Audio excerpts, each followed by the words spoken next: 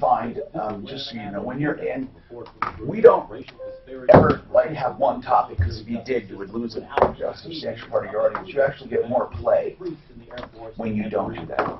When you leave a topic throughout, you don't force it. And also, if you just, we're very informal. So what we try to do is portray you as part of our referrals. We try to portray you as part of the team, part of the show. So you actually can just discuss, chime in on regular calls at your own place. He's a fabricator. We find that makes you, it tends to help our clients to become a warehouse. He designs your countertop. People love dealing with people. You know, advertising nowadays is all about relationships. And that's really what we do. That's really what I do. Those days of just talking, it's just, that's a weird way of putting that camera with that. Yeah, I know, because I put it on backwards because we used the other. I'm talking about the rear leg. It looks unstable to me. I don't care. I mean, if it's working, it just looks unstable. I mean, it's 3865911. I still think we need to mount these eventually. Absolutely. That camera, that one could easily be mounted. Yep, I agree. Hey, Cheryl. Hey. Mark, I want to mount these freaking cameras. It sounds like 10 o'clock you guys are going to be. Just all network? No, it sounds like you're going to be fine. This thing's going to be boring tomorrow. It's going to fall on its face. There's nothing compelling. I just don't know why these bookmarks, this new sign-in with Google really sucks. I haven't. It hasn't affected me. But I don't use that shit. What do you mean you don't use it? Well, when I sign in, when I'm done, I literally delete everything. I just haven't seen this like I don't sign in and out like you do. Or like what Ross does. Oh, you don't use it, huh? No, yeah, correct. I don't. My goodness. I gotta get out of this thing. I just want to sign out. Who's this gentleman? Nelson, how are you, man? Doing good. How you been? Oh, cool. 911. I recognize you. You're on the referral list. You've been on for a long time. A little over a year, I think. I thought you were on longer than that. Before. He was on then off? For someone like you, with the name. Was there another 911? Yeah, there was a while ago, 911. Okay. I thought the same thing, Mark. Well, you know, it might be 2 years. I lost track. No, there was someone from a long time. You know, it's just another 911. It could be 911 furniture repair for all I know. There's a few people out there doing that. Yeah. I don't think there's anybody Plumbing. in plumbing in the metro area now. Are you cheap? You want to get ripped off? Go to Craigslist. And then keep my number and call me, and I'll come back And fix it. fix it and add a little bit to Yeah, it. but don't ever advertise that. You know, I mean that you are not the cheapest and not the most expensive. Right. It's something you should never even mention. I mean, Wow. Mark, when people say they're not the cheapest, they're automatically setting themselves Yeah, up for some failure. people automatically say, But it just kind of depends on the conversation you're having with them. Yeah, but my point was, compared to a huge company, you're always going to be less. Your overhead simply isn't that high. Right, yeah. If I sent you, just out of curiosity, if I said, hey, this guy wants a water heater installed at this address, and it's an address, you know, that you would go to anyhow, and I'm willing to pay you $400 to go out and do it, is that something you would do? Doing a particular home years ago, I put a urinal in. I just wanted one. I just thought it was cool. And I wanted it on the wall, and because I thought toilets were messy for men. And then I also, am I getting too personal here? Bidets, I think, are making a comeback. I'll bidet. take. Oh yeah. And you know, Lots of people buy them. There are people in Europe who think without one you're barbaric. I didn't know that. Yeah, well, parts of Europe. There are other parts of Europe that don't even believe in anything. They dig a hole out back. Well, no, they just don't believe in anything. They literally don't do anything. They just get up and walk away. Have you ever had a urinal in a home bathroom? That's what I said. Yes. Oh, I'm sorry, I didn't hear that. I wanted a urinal. Yeah, I did got too. one. Suzanne said, no way, Jose. I did it. Oh, you did? I divided the bath into his and hers toilets or water closets with a central shower, which was a walk-in on both sides. I hate shower doors. I hate shower curtains. I hate anything at all where water can leak. I hate it. There's not a shower door alive that I like. So I like when it has an opening and you walk in, That's and then how ours is. where the shower heads are, there's no ever any prayer of it leaking ever, right? That's my, if I had my dream arrangement. I also, of course, think twin vanities are a necessity. Come on. I mean, now a lot of people think, well, what do you mean? They're not even that expensive to put in twin vanities. As far as bathrooms, there are little things that I like. I love radiant heat in the floor. It's the most comfortable thing you can have in the bathroom. There's nothing better than that. But your spouse wasn't bothered by the urinal. I'm bothered. Mark wants one. Why would you be bothered by it? They're more sanitary. He can clean it. That's Well, all good. They're very easy to clean. First of all, Ugh. men are terrible aims. That's what I was going to say. Why don't you guys just Well, aim right? Well, no, and a urinal doesn't require aiming if you stand there properly. Exactly. I think men are pigs, basically, in a bathroom. I really do. That's just a bugaboo of mine. So if you can't aim, sit, right? That's what I say. The other thing is this. Urinals make me sick, too, in a public area, but in a home where there's you and you can control it. But urinals are terrible. They're the reason why you don't let your kids walk on your carpets or play on your carpets on there, because you walk in there and below a urinal looks like, I mean, it's like, why bother having one? I mean, these guys are not, they're not aiming. I don't even think they're standing within a foot the way it looks. I hate urinals. I hate standing there. I hate that. Then it gets on your feet, and that's why you go home, you put that on your carpet. Think about what's on your carpet if you keep your shoes on. I mean, you could be, it's true. Anyway. Well, they have some innovative stuff in urinals these Now, days, automatic flushing. You just heard a voice I like. I'm going to introduce. Good. And you do plumbing. So what about automatic flushing? By the way, this is Nelson. Nelson is owner of 911 Router and Plumbing. What kind of auto flush? Well, they're... Oh, you mean the little... Yeah, I've seen them. They even make them battery operated now. Absolutely, that's So what you I was put them in a getting home. to. You don't have to hardwire anything. Yeah. And you can program them to where every 12 hours it will automatically flush. I've never seen a home, though, with one. One. I did one You did remodel you? that they What do put they in. cost about? On an average, the controls and the urinal, around $300 to $500. You know, the only thing about, they do have timers, and they work on the premise of when you break the circuit, when you walk in front of it and then leave, it starts a timing circuit, which then flushes. Some are immediate, but you can set the time to flush 5 seconds later, 10 seconds later. The same thing with the toilet. There are automatic flush mechanisms. The thing is, though, and I'm talking way too much about toilets, but if you're in the toilet and you're sitting there and you lean over, you could trigger a flush, which could be very uncomfortable if you're sitting there and it's one of these commercial flushes. So, all about bathrooms. Now, that's not Nelson. Nelson is 911 Routing and Plumbing. We have a guest today, Cheryl. Cheryl Ince is from All About Bathrooms, and they do bathroom remodeling. Have you ever put auto flushes in? Yes. You have? Sure have, yes, yeah. And they're great. Do they make home units that don't look as ugly, you know, without that little black eye and all that? I mean, do they make them more decorative? You can hide them Yeah. so that you don't see them. Have you put urinals in? We have not, but my husband wants a urinal. See, in the a lot of worst men way. do. I mean, a lot of men do. And You don't have to put the toilet seat up or down, man. right, that's the main thing. But the other thing is, you don't have to have handy wipes next to, you know, what do you call those flushable wipes?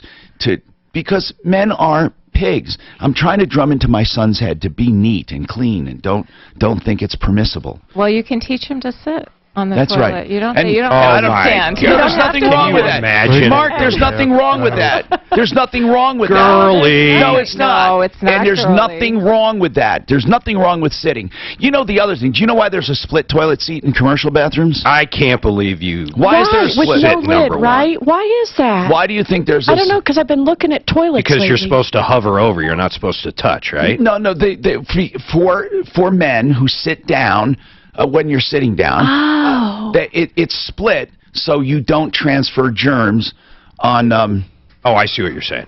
if you sit there. That is curious. And you know they have bidets. You were talking about bidets. A bidet, for those listening, is basically a little potty shower. Yes. And so they have separate bidets, but they also have bidets that you can attach to your toilet seat, so you can just sit there and you know. Oh, so I mean an Get cleaned up. aftermarket. She just said something that's crazy. Bidets are very sanitary. Of course, They you can are. buy some flushable wipes at Costco and do the same job. Have you seen these? I think they're pronounced Toto toilet seats. Toto? What are Toto. they? What Oh are my goodness, they are the most high-end luxury toilet seat you've ever seen. They're heated, they're cooled, they have built-in stuff. I mean, they're unbelievable. They make toilets now that do away with odor. Not toilets, but retros. You put a little fan because the venting goes into the tank and somehow they vent the odor. But have you ever done those? No, we haven't Okay. done one of those yet. But you do. I mean, you're really into design and beautiful, beautiful bathrooms. Yes, we are. Is it safe to say they're all high-end? They're mostly You don't put high-end. you don't put them in a track home or a fix and flip. No, we don't. No. No. You're doing the ultimate bathrooms. We are. Yeah, we're looking for those customers. And that when I really did my want- ultimate bathroom one time, I wish I knew you then, but I'm glad you're on the referral list now, allaboutbathroomsinc.com. And then we have 911 Router and Plumbing. Do you call it 911 because do you do service plumbing or only emergency work? We do service plumbing, So you do any of it emergency. And you're on the referral list too. And, Yeah. And okay, so let's talk about anything you want, including bathrooms. I love talking about bathrooms. I think we talked a little too much about bathrooms. Did you ever hear that country song, I fell in love with my bidet when you were away? Okay, never mind. Oh my gosh. Anyway. Can never talk too much about bathrooms. 303-713-TALK. Let's talk to Bill. Bill, what's happening? Hey, Tom. What's going on? Hey, I had a couple things for you. One, have a property in Park County, and I guess over the years or something, somehow with water augmentation plans, etc., I guess the current owner who administers this plan is back-billing customers, irregardless of how long they've had their property. In other words, some of the people might have only had their property, several months. And what are they being billed for? For the water. Well, what part of water water? augmentation. Okay. To replenish the. Half of what the they people tap don't even off. know what you're talking about. Okay, so water augmentation. Right. Water augmentation is usually on the developer's shoulders. I don't even know why this is getting... tell me where this is. It's up in Park County. And how much land? Maybe total 10,000 acres. Who owns the 10,000 acres? Well, it's been sold in parcel lots, etc. Is it subdivided? Yes. So this 10,000 acres, what is it subdivided to? Well, it's, What are the lot sizes? The lot sizes vary. Most of them are around 1 acre and up. So you mean to tell me someone took 10,000 acres and sold 10,000 lots or 8,000 lots to individuals? I don't know how many lots total was actually sold. This started back in, I guess, Is the this 70s. is this a subdivision with houses on them and stuff? Yes. Okay, are there several subdivisions? 10,000 acres is huge. Are there Yeah. several subdivisions or one subdivision? There's a few up there. So did the original landowner sell lots, big giant lots of land, and then these guys subdivided, or was there one guy that subdivided? There's a reason I need to know this about water augmentation. I used to develop subdivisions, and it depends on how it was subdivided. The bottom line is when you have land and you develop it, sometimes you can be charged with water augmentation. They tell you in order to get well permits, you have to augment, and then you have to come up with a plan for augmentation. Usually that falls on the developer. I have never once heard of a homeowner paying for water augmentation ever. Well, this is one of them. Well, are you sure you're not paying? Are you sure you're not paying for something else? They went through this, and I guess when you have a well up there, you have to have an augmentation plan. Well, does it, for example, if one person bought a lot in a subdivision anywhere, not this place, just anywhere, are you telling me when they go to get their well permit, they have to do a water augmentation plan? For this development and stuff up there, these subdivisions, yes, they have to. You have to fall under an augmentation plan. You have to fall under one, but you're not the augmentation plan. So hold on a second. We'll come back to this. It's way too complicated. But Bill, I fear that you're not going to like the answer. Right now, and Mark, my bookmarks are not coming up anymore. They used to come up. They did even yesterday, right? Yeah, they're not coming in. I mean, Is it possible, what's his face didn't, No, I signed out, and I'm just signing out. I'm out. Because I need to go to get my drive and everything. I need to have my. That's in the Cleveland Stadium. Big delays south about 225. Never. They're always recorded. It was back up to Island. The weather forecast. We have to. They're in the system. I time all the time. Tonight, partly cloudy, and a low of 55 tomorrow. the traffic did something wrong?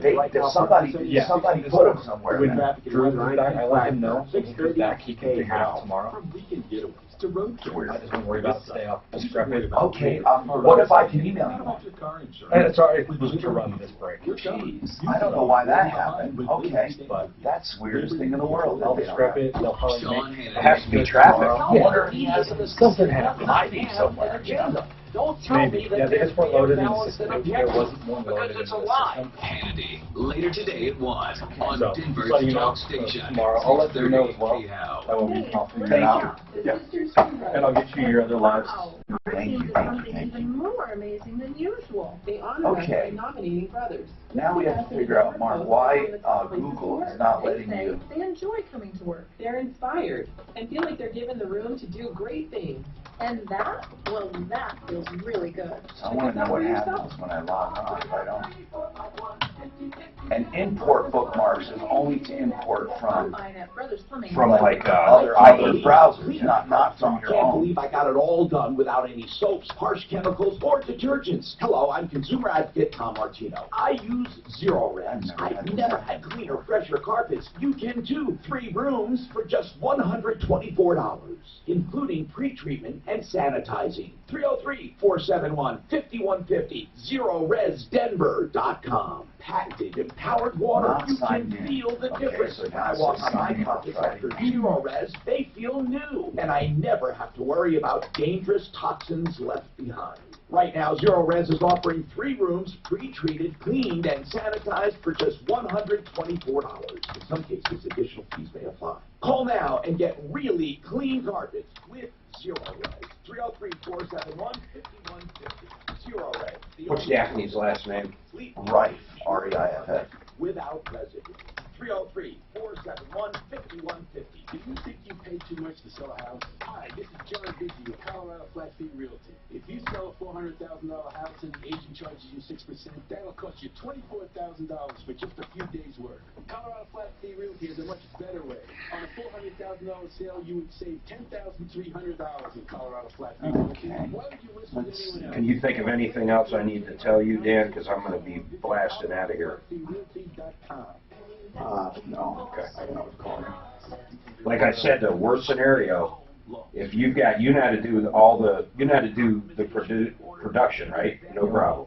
That part, I just got to do the switch over the phones. We'll figure all this out, Mark. Don't worry about it. Okay, we got it. Well, I don't think any of it will be an issue. No, but this, But he's you're just on a your phone call away. if you're on your phone, that's what I was going to say. I found that. We want you to come back. You can come back. Turn your phone off. Yeah. Actually, I can't remember the last time. When I was in Punta Cana, I had to do a freaking closing via Skype from my phone on a commercial piece of property that was supposed to take, 3 hours with the title company, but my goodness, it was a whole day there. I was shit-faced by the time it was over. My daughter went to Punta Cana on her honeymoon.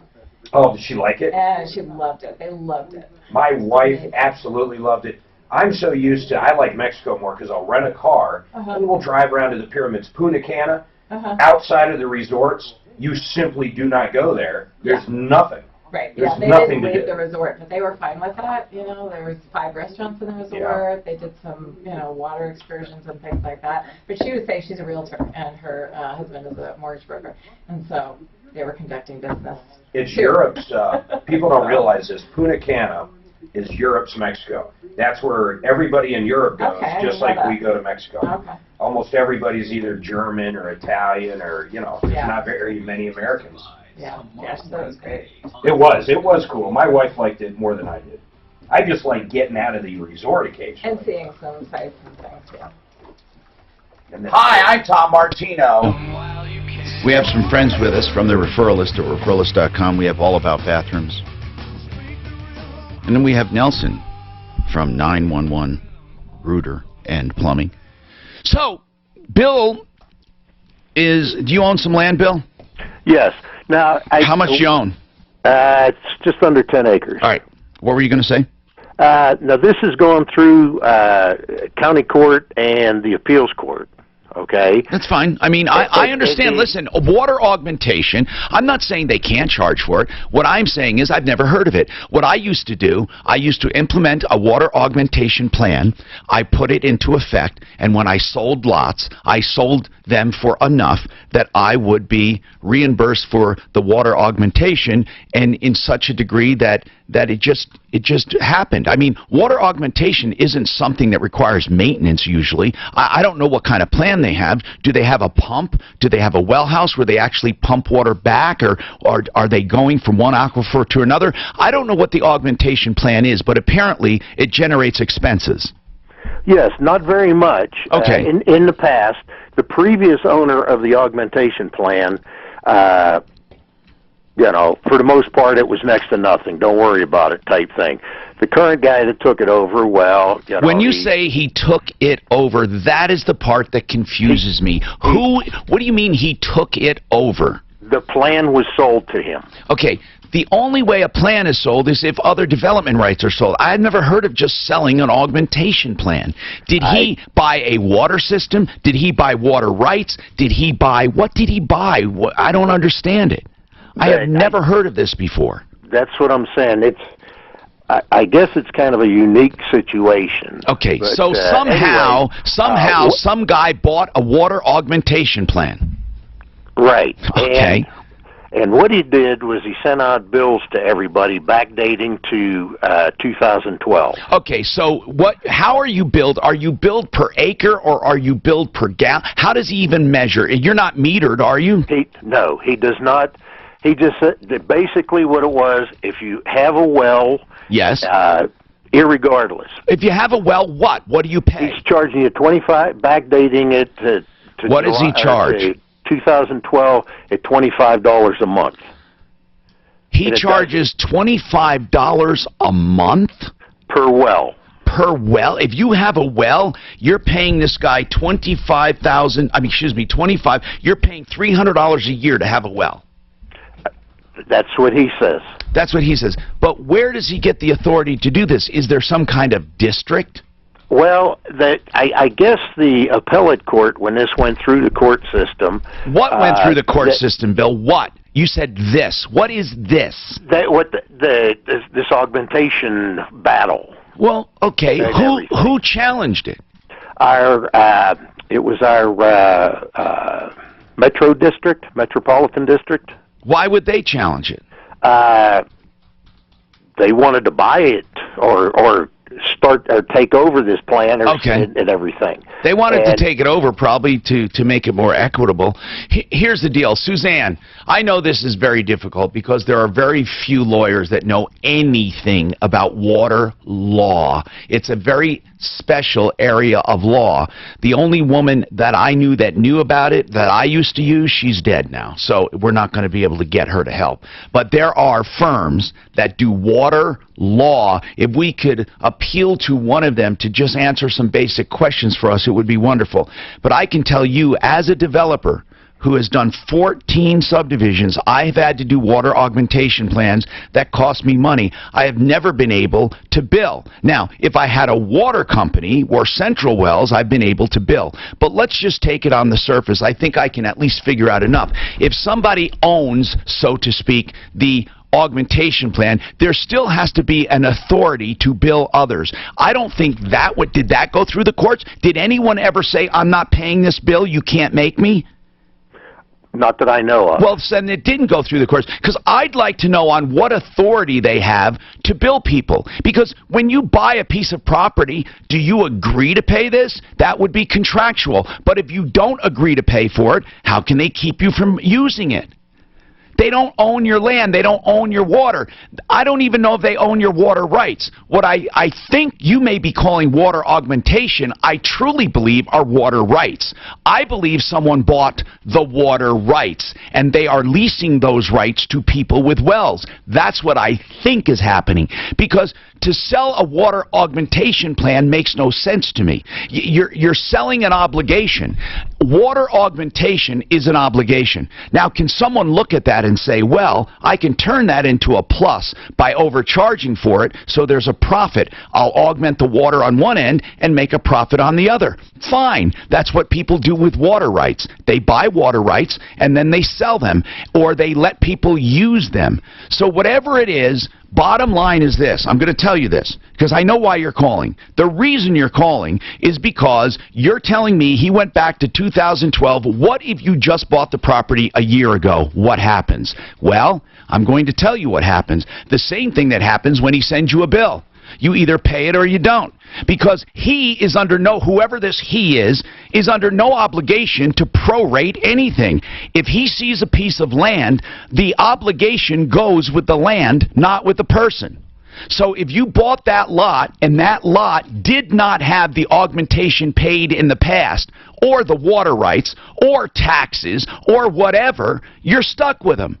It's exactly as if any unpaid bill was attached to that land. If you bought the land, if title never picked up on the obligation, if no one ever prorated it at closing, you owe the money. So that's why you're calling, because many people who live there now did not live there for several of those years. Is that why you're calling?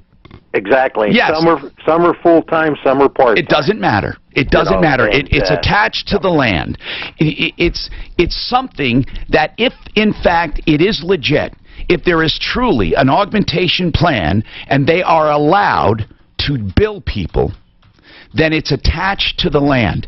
If it is attached to the land, it's something that title companies should have picked up on when you bought your property. They should have said, wait a minute, there are unpaid assessments going back to 2012. They would have said to the seller, you need to settle this before you sell it to this guy. And no one did that. So it's just like any unpaid assessment on a piece of property. You owe it if you own it. Okay. But I am not saying you owe it because I'm saying the entire arrangement seems strange to me. I don't even know how anyone can charge people without having some kind of municipal district. I have no idea. You said it's been through the courts. It hasn't been through the courts. You said the water district wanted to take it over. That's not the issue. The issue is who gave the water augmentation people authority to assess what amounts to a tax to people. Who gave them the authority? What if you stop paying, Bill? Why don't you just refuse to pay? Well, like I say, this all just started recently, and that's what I was trying to find out through a lawyer or something to find out. Here's what happened. A developer or someone had a water augmentation plan. I know what happened. And he got tired of paying it. He talked to an attorney or to an accountant, and they said, you know what?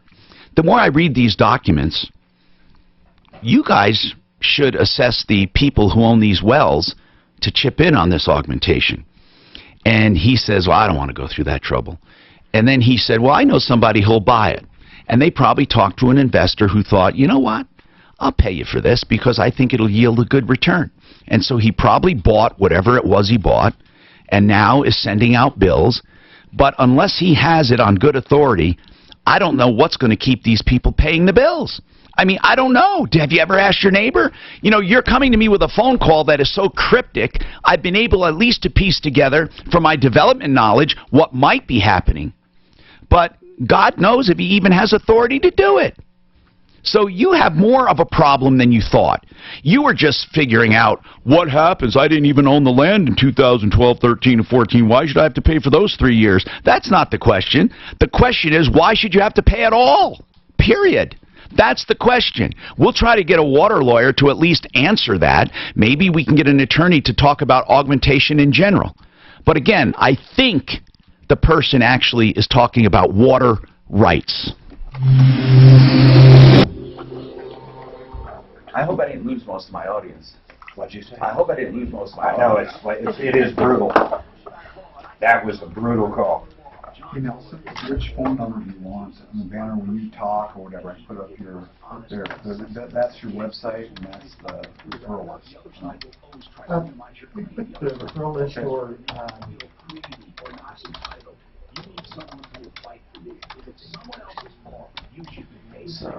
Yeah, that's okay. That's my referral. Cheryl, that's the right number? Yes. Very good. 546. Yep, Yeah. 7546. I have my glasses on. Okay. Feel far, I'm kind of in my bag. I Hopefully I'm not didn't there. think I need them. Don't let someone get away with it if they've injured you. You have all kinds of losses. You can't work. You have problems as a result. His website, johnrfuller.com.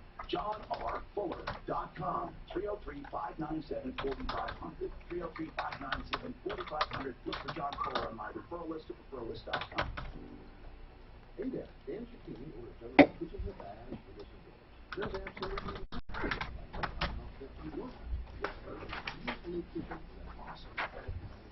right back. Of course, Dad.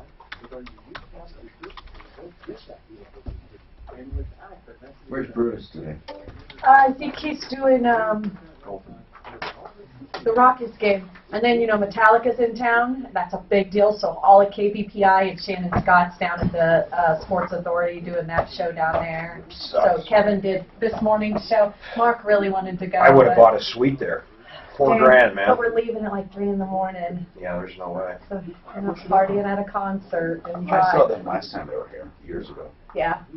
I said, are they going to be in the house? That would have been so They cool. are a cash cow unlike any other metal band ever. I mean, They're just a machine, right? they're just a machine. It's incredible.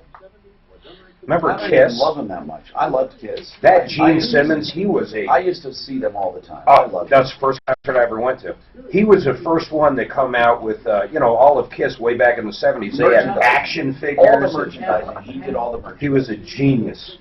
Do they still tour and still do concerts? No, the guy is so smart. They did up until, geez, not long ago. He sold the band. He literally has another band running around dressing up like they used to, and he gets the royalties from it. Good job. Yeah, but they don't have any original members. No, not anymore. Usually they have at least a member. Or No, but remember way back, they were always in makeup. No, of course. Well, they did makeup, then they got out, then they went back to it. They had Kiss Unmasked. Then He they was a went back. marketing genius for a rock band. I love them. They had good music. They sold everything at one point. My first Kiss piece of anything was an 8-track tape. It's funny, the age range of people, I mean, there's still a lot of young people that are big Kiss fans. Well, I know, but they don't even realize it's not. Yeah, They don't know who Gene Simmons or Ace Frehley or Paul Stanley are. They're whoever they are now. Locations north off of I-25 and 58th Ave, 1 block south of the Grizzly Rose, and south at University and C470 or fitnessgallery.com. When you think about home loans, think ideal home loans and the help they can give you. We want to work with affordability and what you can make every month. So do you only take like a certain amount of calls, like per hour, we take as or many as we can. as many as come in, and Yeah, I just mean, fill up? it depends on how much we talk, how long calls last. Yeah. There's How really no interesting. point. You know, really, that water call, I probably spent way too much time on it. I was just trying to figure out what the hell they're talking about. But somebody has a windfall. If they have, let's say out of the 10,000 lots, Jesus. 25 times 12 times 10,000. Yes. Well, you'd have to be surprised why. You have 10,000 lots. And you have zero cost involved at this Times point. 10,000 times 300 a year equals 3 million? 30 million. And they're going back No, 4 no, years. 3 million. 3 million a year. In perpetuity. Well, you have some Or in- augmentation. It depends on what the augmentation plan is. I mean, sometimes an augmentation plan is nothing more than putting in a retention pond.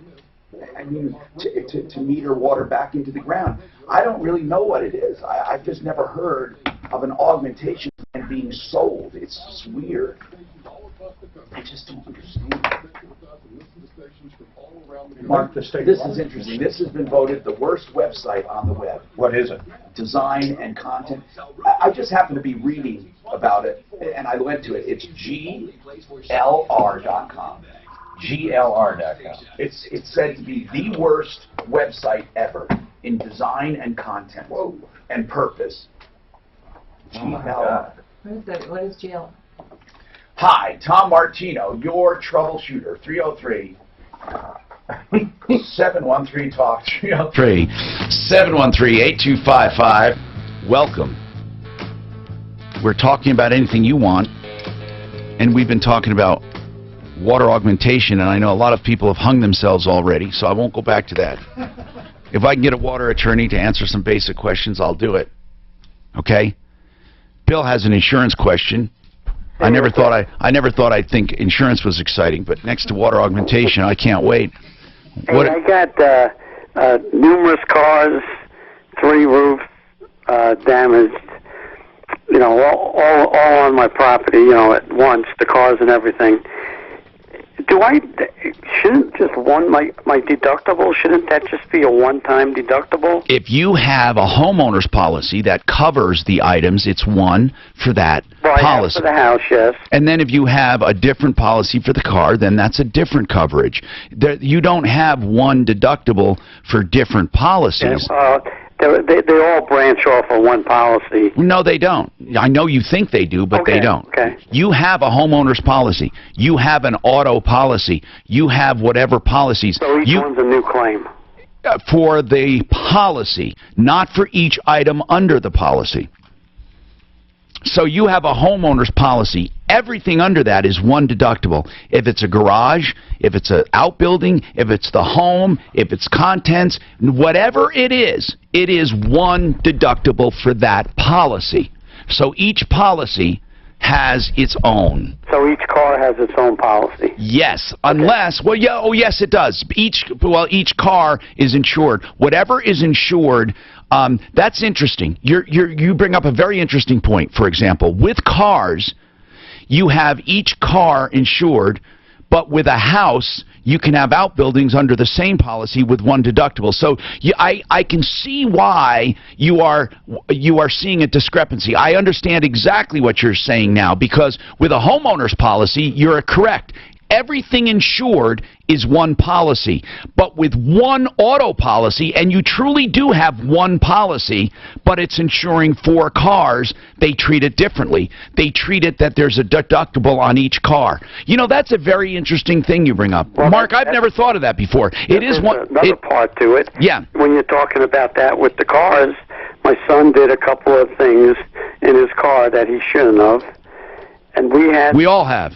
Right. Right, exactly. But anyway, I don't know what he's talking about. We had to exempt him off of our car insurance that he wasn't going to drive any of ours, or else I'd have to pay the extra. No, I understand. That's a very difficult thing to do. You had to do it by affidavit. So you took your son off the insurance. And it's freaking dangerous.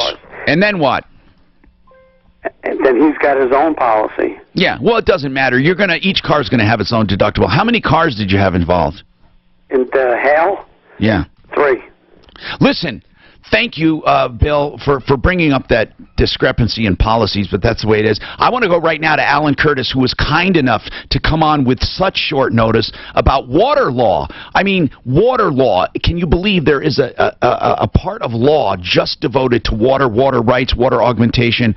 He's with White and Janowiski, is that it? Janowiski, did I pronounce it? Janowski? Let's talk to Alan. Alan Curtis, what is the name of your firm, sir? White and Jankowski. Jankowski, got it. So okay. That's fine. So, I wanted to ask you something. Yeah. Water augmentation is something that many times is thrust upon a developer. If you want to develop this area, and there are going to be this many wells, you have to do an augmentation plan. We've all heard of them. You've heard of them, right? Yes. Okay. What basically is the purpose of an augmentation plan? What's the spirit behind that? The spirit behind it is Colorado's under a prior appropriation system, which means everything is administered based on seniority. The surface rights are generally the most senior because those would have been diverted back in the 1800s, and because those water rights are entitled to get their water first, when somebody puts in a well, say from 1950 forward to today, and they pump that well, the water pumped from the well impacts the surface stream and deprives senior water rights of what they're entitled to. So then a developer may be told to do an augmentation plan. And what does an augmentation plan look like? What would be a typical augmentation plan for a subdivision? If you're operating on wells, you would show how much water you're taking, how that water affects the stream using some engineering. Yeah. And then you would have to provide a replacement supply of water that matches those depletions. So basically the stream is kept whole as it would have been had the wells not pumped in the first place. So it could be as simple as a retention pond, right? It could be. You could do releases from that. The other thing they're doing is called recharge, which is a retention pond that runs water back to the stream through the ground. They basically scrape it down to the gravel, and that then can be used to divert water when other people are not requiring it and replace it when it is. Okay, now, this is what we found puzzling. A guy calls us and says he lives in a subdivision where there is a giant augmentation plan. And someone, he said, now I'm just telling you what he said, and maybe you can interpret it for us, someone purchased the water augmentation plan and now is assessing homeowners per well per month. I didn't even know you could do that without a district. So have you ever heard of such a thing, Alan? Well, yeah, I've heard of that. I mean, we have water conservancy districts all over the state, and they put these plans together, which can be very expensive because you've got to put structures in or acquire senior water rights, which are going to have a water supply every year based on that seniority. Yeah. And there's cost associated with that, and they have to pass it on to their members or residences in order to provide them a continuing water supply. But they can they make a profit on it? Well, if they own the asset, I think the answer is yes. I mean, these are not, it depends on the entity, frankly. Yeah, I don't even know what the entity is, and that's the thing. Let me ask him really quickly. Bill, do you live in an, for lack of a better word, an augmentation district? Yeah, I guess, yes. Is it an augmentation district? Is it That called? I don't know. Okay, how would, Alan, a developer or a guy with an augmentation plan, how would he get authority to assess homeowners a monthly fee? Well, I think he would have to demonstrate that he's had some costs associated with that, and those would be passed on. I'm assuming if it's an existing augmentation plan that's been approved by the court, yeah, there's going to be some ongoing costs for paying for that water, for delivering the water, and for maintaining whatever the infrastructure is that does that, and they would be entitled to pass those costs on. It's almost like a district of some kind, but without the oversight of the Public Utilities Commission. I mean, what would keep this guy from being abusive? Well, I think that there should be. I think there should be an agreement between the wells that are operating under the plan and the supplier as to how that will work. Yeah, because it seems to me it could be a very big risk when you buy property in an area like that. Hold on, Alan. I really, really appreciate the information, Alan Curtis, with White and he said Janovitz? Jankowski, I'm sorry. Thank you. And those are water attorneys. We'll be right back. Says, I want to be a water attorney. It's weird, but it is like, it is an entire area of law. I didn't really. Proctologist. Exactly. Right? Yeah. Every proctologist, though, they always have a great sense of humor. They got a great license plate. I know. Do you know what the license plate was? The ass man. What was it? The ass man. Seinfeld. Oh, okay, yeah. When he would go to the hospital too, you park at the So a couple doctor's things, office. Tom. Hey, what are you doing there? He represented that community, so he's like, I can only talk real general. But line 2 is another homeowner in the same community. She said Bill has his facts wrong. So, thought it'd be good for her. Insane? We probably have a wall. Hey, can we get BioT in now? He hates when I say that. I guess the thing, though, it'd be something to know, to be aware of if you're going to buy some property up here in the mountains. No, I know. Oh, shit. Yeah, that's, yeah. You've heard of Bell Mountain? Yeah. Bell Mountain, their taxes, so you got Keene Ranch, right across the highways, Bell Mountain, identical, 5-acre lots bigger. Yeah.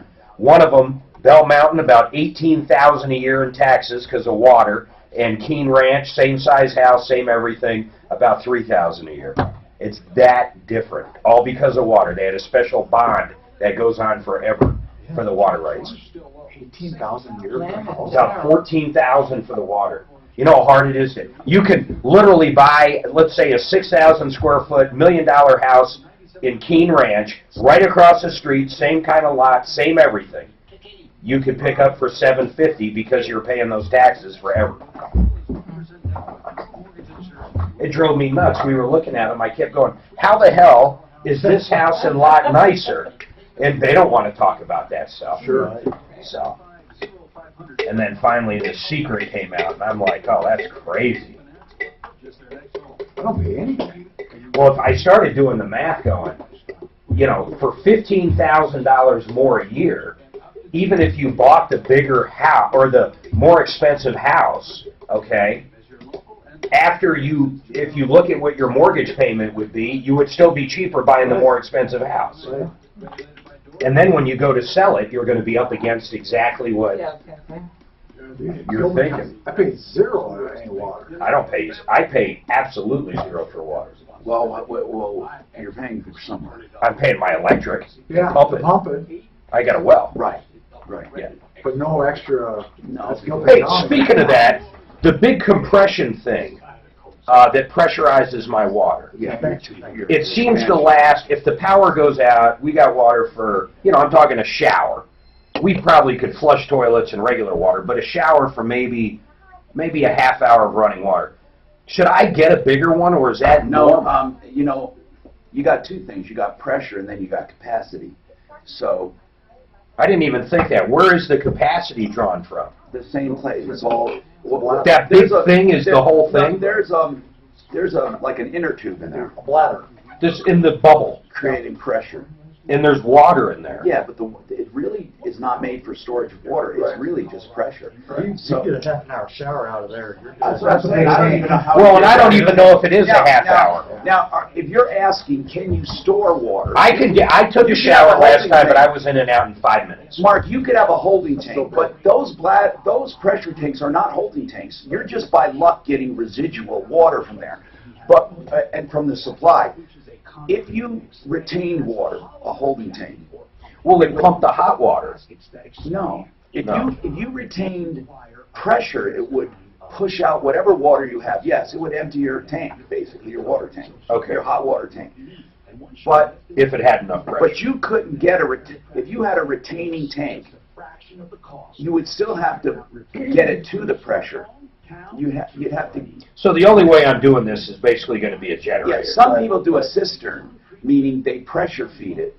So they have a retention water tank that's pumped during good times, and then it's like a supply that's elevated, and then it gravity feeds into the pressure. Yeah, but tank. A generator would be probably a better answer because it's going to do everything else as well. That's exactly right. But if you're getting residual water, it's by luck. It's not a storage tank. It's an expansion tank. Hi, Tom Martino here. Welcome. We'll be talking about custom bathrooms and anything else you want to talk about. This water thing has me flabbergasted. Lynn lives in the same area as this guy. Lynn, you want to add to this quickly about water, about the water. Go ahead.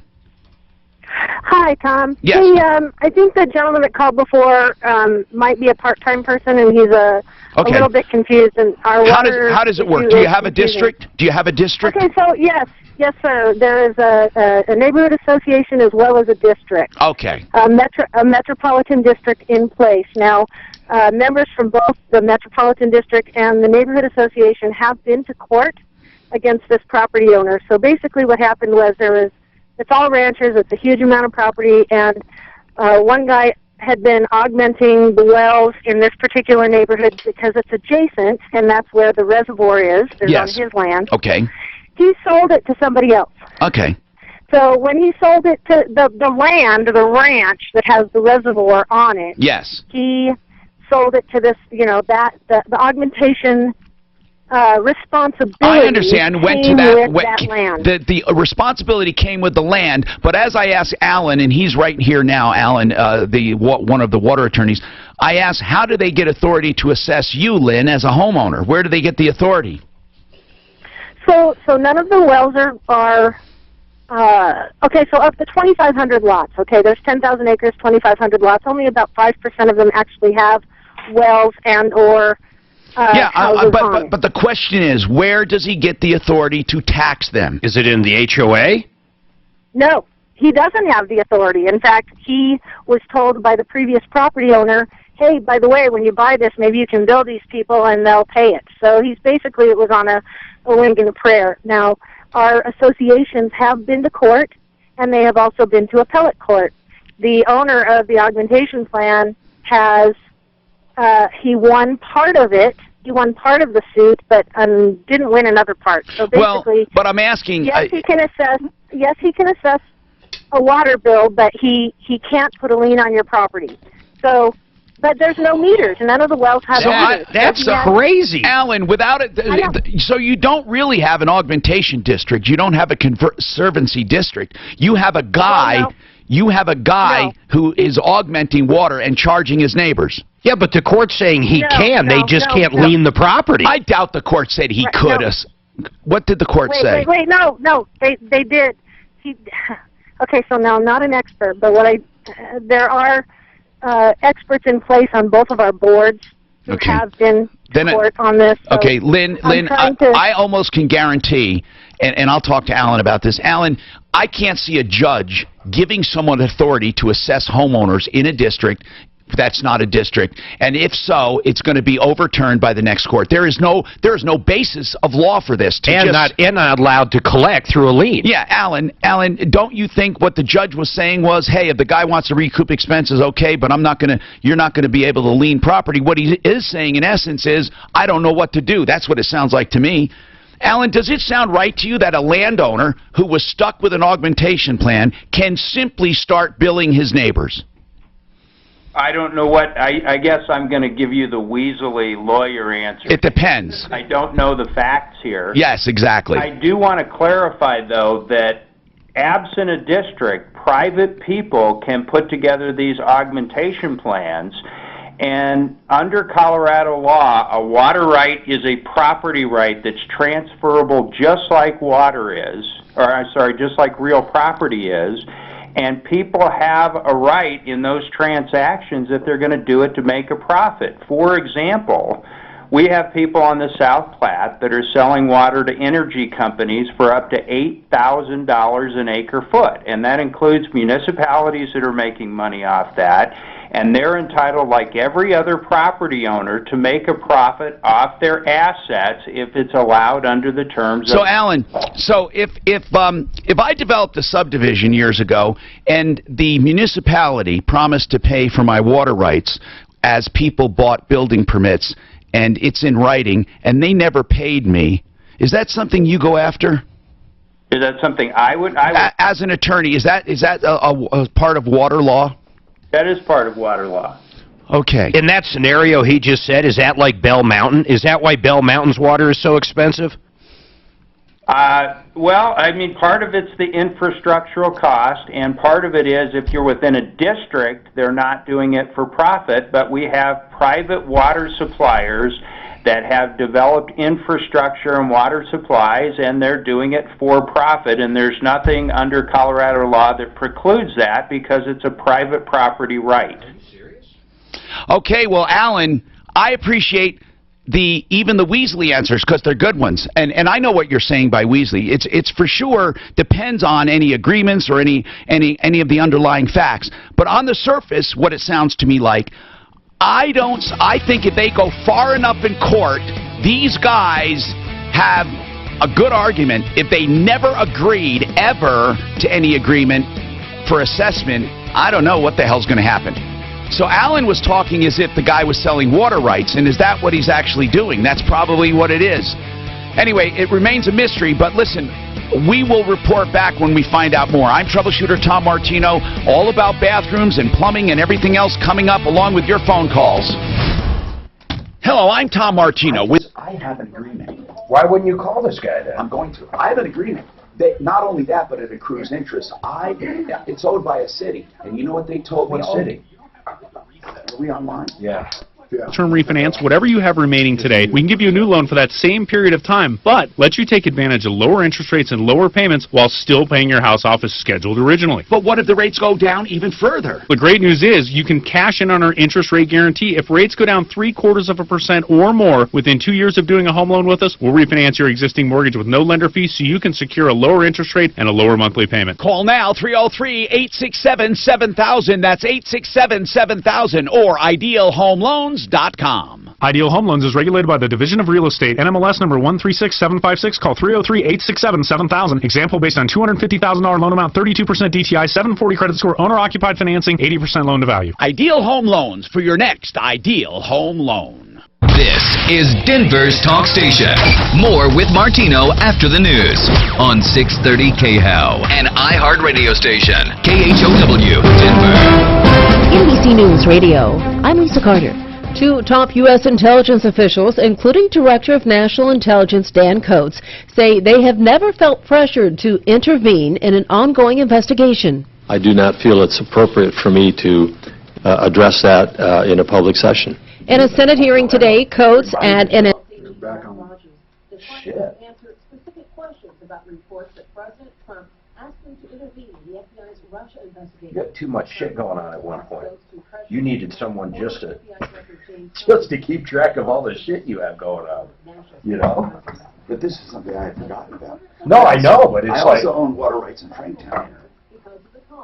Where? Your water. Hey, collect a little bit from Rick.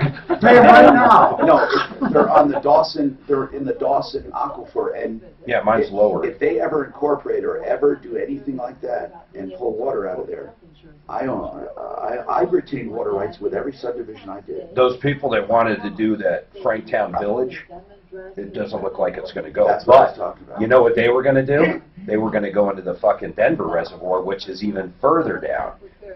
But the problem is, it would screw you, but here was the problem. Everybody said it. It's like the nastiest reservoir down there. They'd have to have such a water cleaning plan, it would be a ridiculous thing. For the Dawson? No, not for the Dawson, for the one under it. Say the president uses Twitter too much. Yeah, I'm going to bottle my own Franktown water. I'm going to Oh man, our water is that Dawson, that lower Dawson water is the best water I've ever had in my life. I have no idea, man. I know if I got to dig another well, though, I'm not going to. You know, frankly, I never pursued this bill. You know what? I don't know why I haven't. I just never did.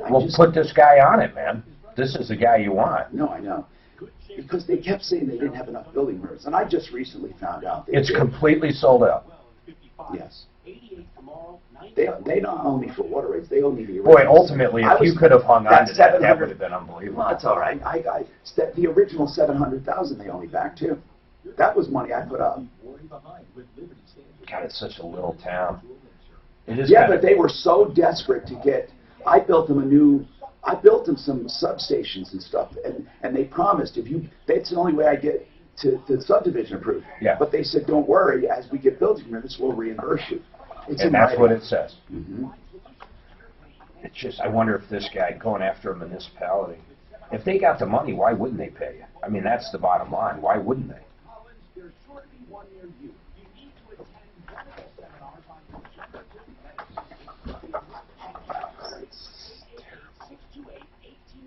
You got to walk. I just thought of something else.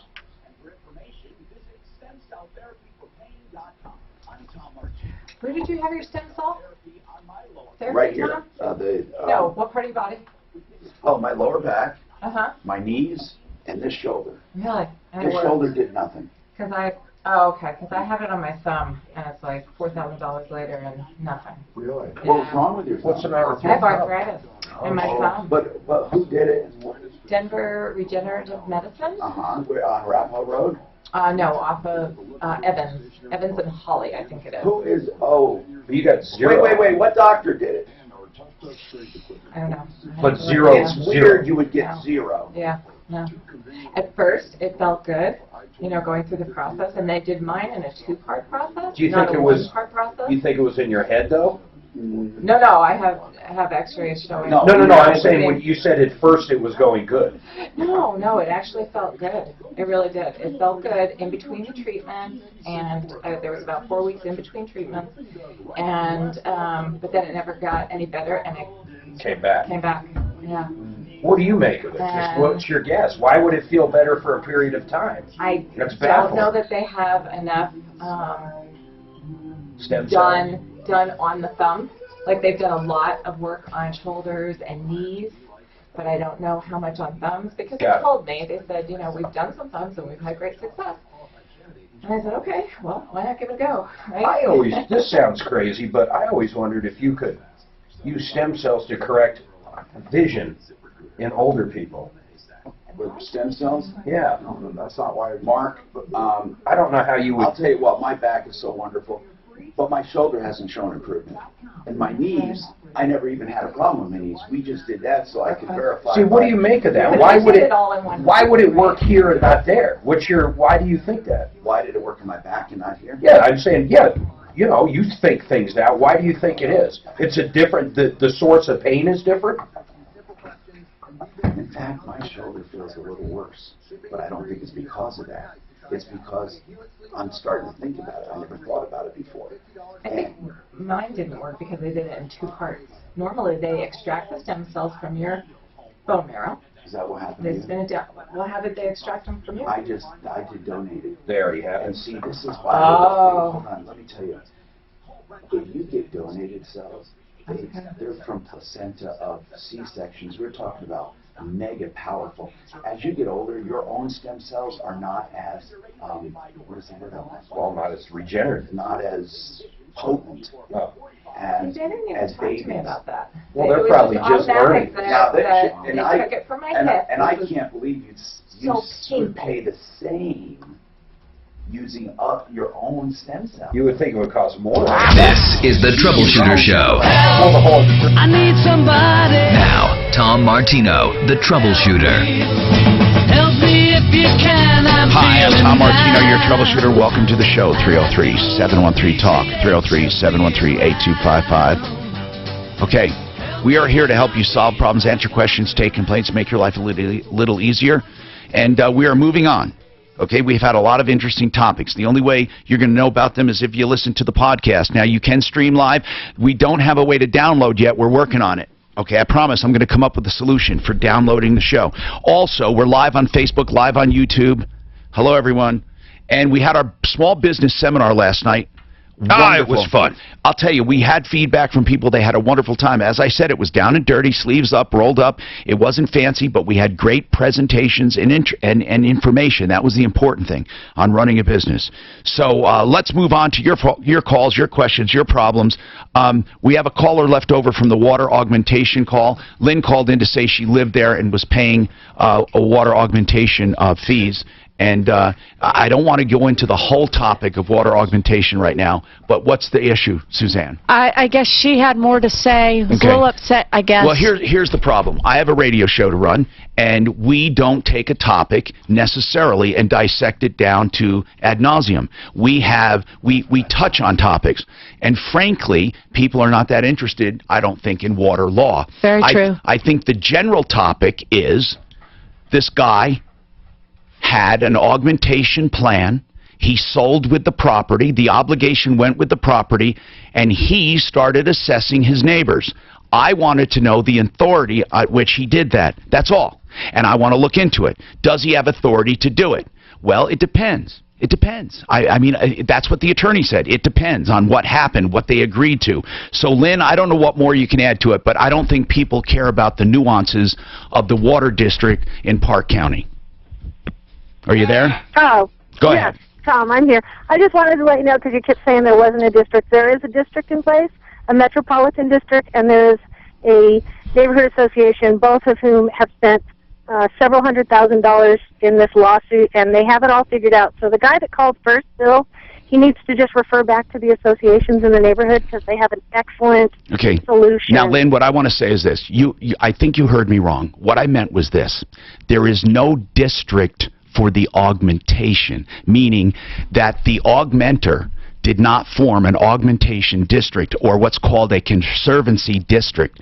So I don't know where he got the authority to assess homeowners, because districts, the sheer nature of moving into a district obligates you to pay the assessments, just like when you move into a park district, a fire district, a water district, a sewer district.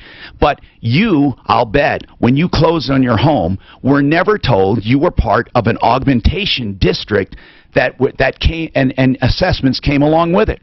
Because if you had, there would have been some kind of at closing, there would have been a reconciliation with the previous owner and you and the current year, and so I don't know, Lynn, where these people with that augmentation plan, like for example, what if you refused to pay it? What would happen? Basically nothing. He can keep trying, but he has been told by the court that he is not allowed to bill us now.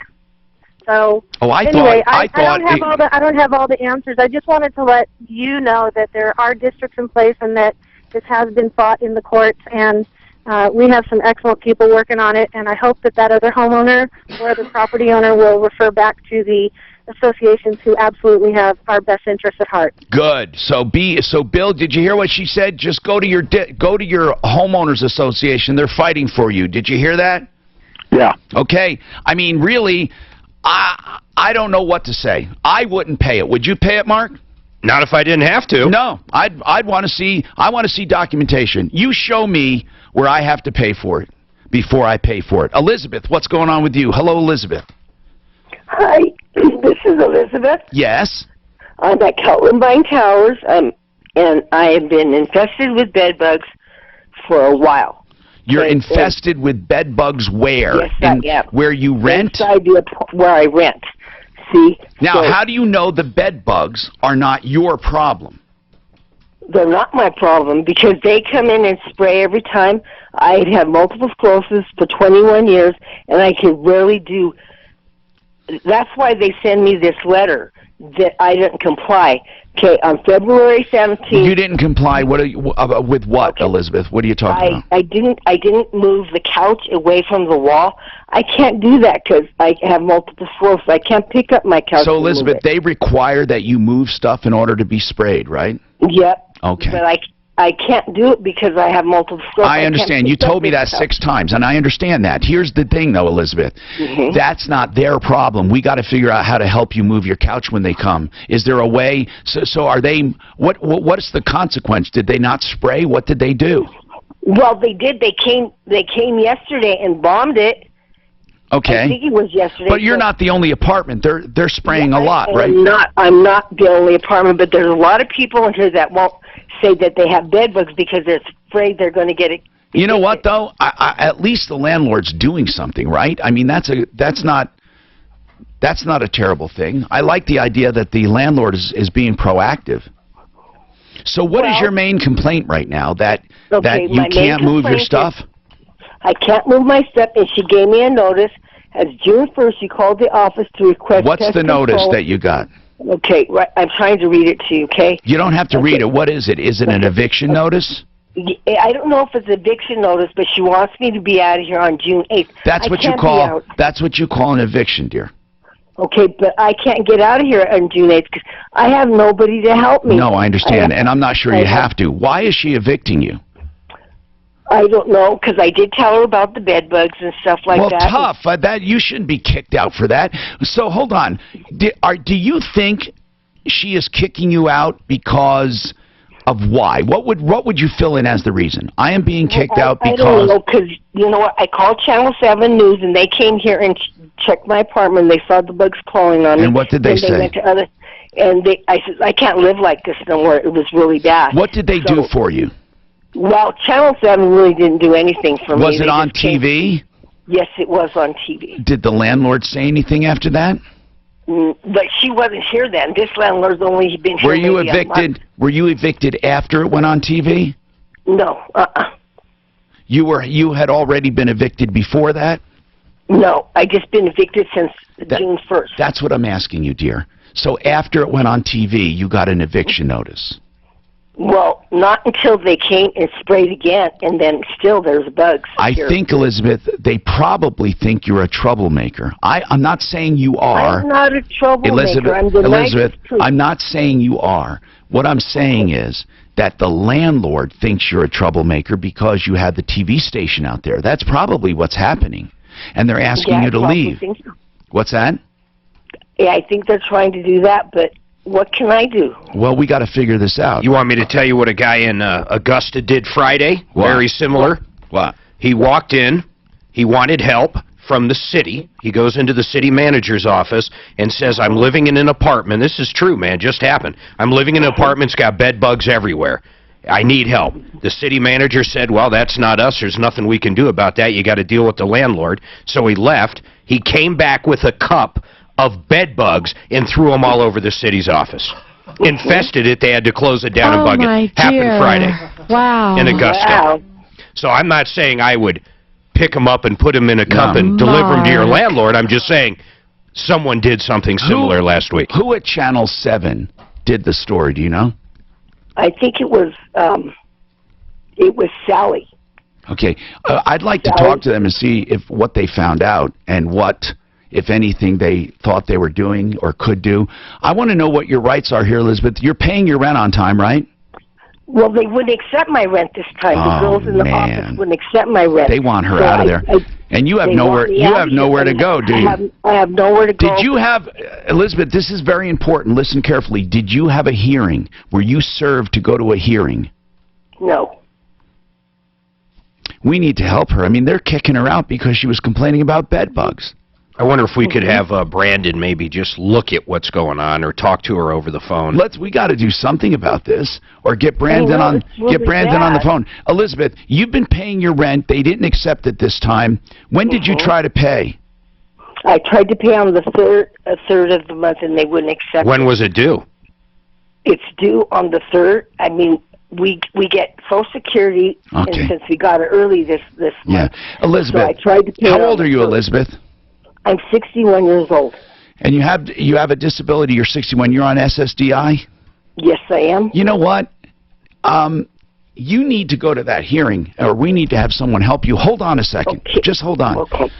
We need to call this landlord, too. I mean, why are they kicking her out? Mark, this is sad. The I mean, only this thing woman I can doesn't have think of anywhere. is- Where's she going to go? It's horrible. The only thing I can think of is it's got something to do with not getting the rent. I find it hard to believe No. they're kicking her out for complaining about bed bugs. No, I can see that. She had a TV station. Yeah, but you can't kick someone out for complaining about having bed bugs. Elizabeth, when is your lease up? I have no idea. I'm so confused about everything. 'cause Well, do you have any? Just can you take a guess? You have okay, a I've lease, been here right? For almost 2.5 years. But did you? Almost 2.5. Are you not on a lease? Is it month to month?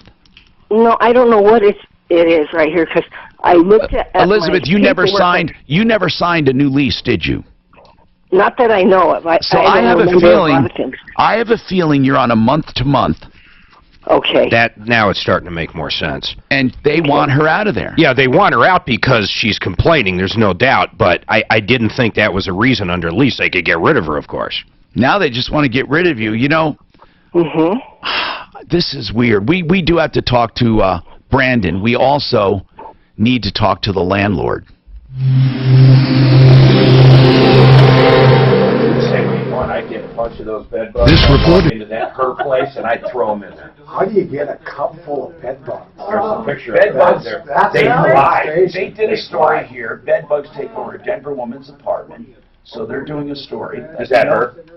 Yeah, you know it pissed them off. I'm watching it right now. I'm almost positive it's a month-to-month lease. I talked to her and stuff. 2.5 months. She doesn't ever remember re-signing a lease. 2.5 years. 2.5 years. I'm sorry. Yeah, I bet she didn't get the eviction notice. She just got a notice that they're not going to keep you here. Well, then she got the eviction notice. No, unless she didn't get one yet. Maybe. Because they'd have to do a hearing, and what reason are they going to give? But she didn't comply with moving her furniture out for spraying. I think the judge, I mean, I see a judge taking mercy on her. Yeah, but what, what does he do?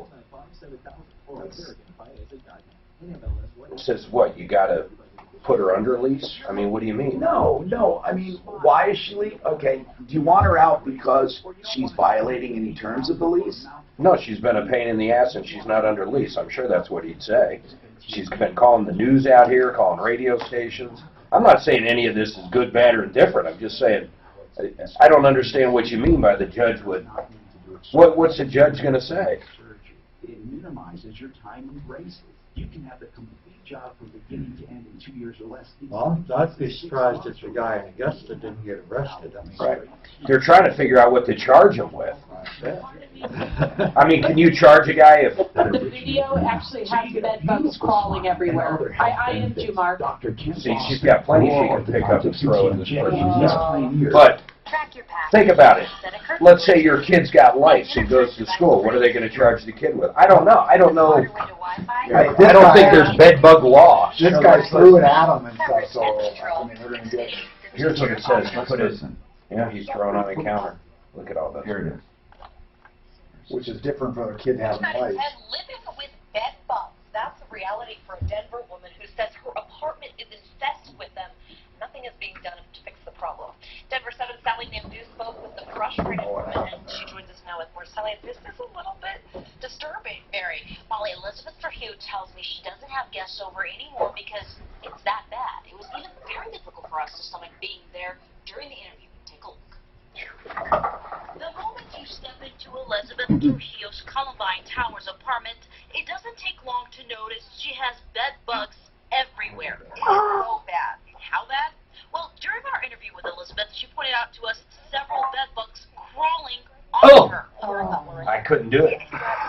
You're not going to go move the Why would you want to be there? I couldn't. He's just kicking me out. I'll be there. Complex for 2 years, but the bed bugs issue began about a year and a half ago. I'm tired of living with them. I'm tired of it. They're in my bathtub. They're in my bed. Oh. They're on the floor. God, they almost look like All over the place. ticks. And being on fixed income and having nowhere to go. Elizabeth says she is tired of her apartment's useless spraying. They have already sprayed 8 times. But they're saying she won't get rid of the couch. It's fine now. She won't move it away. More than just spray. I plan to come out once again tomorrow and spray, according to Elizabeth, for the 9th time. Are you getting grossed out? Just a little bit. We reached out to Hudson Grove Property Management that overlook Columbine Towers, and they sent us this statement saying, quote, the extermination process has been underway for her concerns, but can take weeks to reach the desired Not me, man. I wouldn't walk in there. No way, Jose. I'd send Dan in. I'd be like, get your ass in there and get some shots and bring her out here. Let's bring a cup back. Spray her down. Wanted to remain anonymous, tells me Elizabeth isn't the only one living with that bug. He says roughly 60% of that building is infested. How do you... The building's huge. It's a high-rise. That was in Colorado Springs. Says a federal... I wonder, can they condemn over infestation? I would too. You know how you got to kill them? You got to kill them with that heat, Sally. Right, exactly. We got better spray. They're talking to Sally Mamdouh. Sally Mamdouh. No, MAMDOOH. $120 or whatever. That's one was they're getting better sprays on and stuff. That's what the... I want you to go check it out right after the show. Hi, Tom Martino here. Welcome. All right, Channel 7 did a story on this bed bug thing, and we looked at it during the break.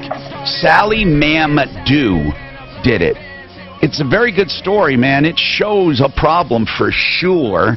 And she also says she talked to a maintenance worker, and the maintenance worker confirmed that Elizabeth is not the only one having this problem.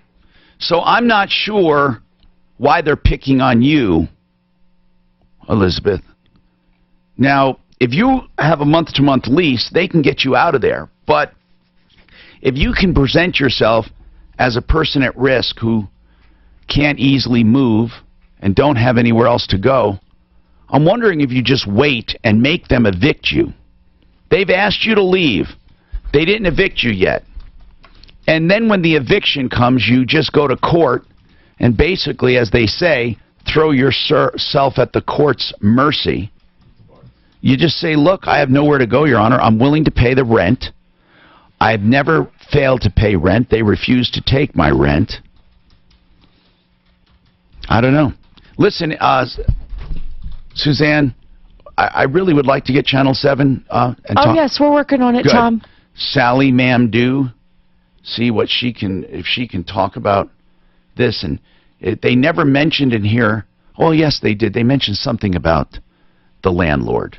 So we'll figure it out. They said 60% of that building has bed bugs. Elizabeth, are you there?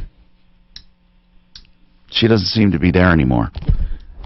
Well, listen, we're going to try to figure it out. All right, let's talk to David. David, go ahead, sir. You're making a comment on yesterday's show.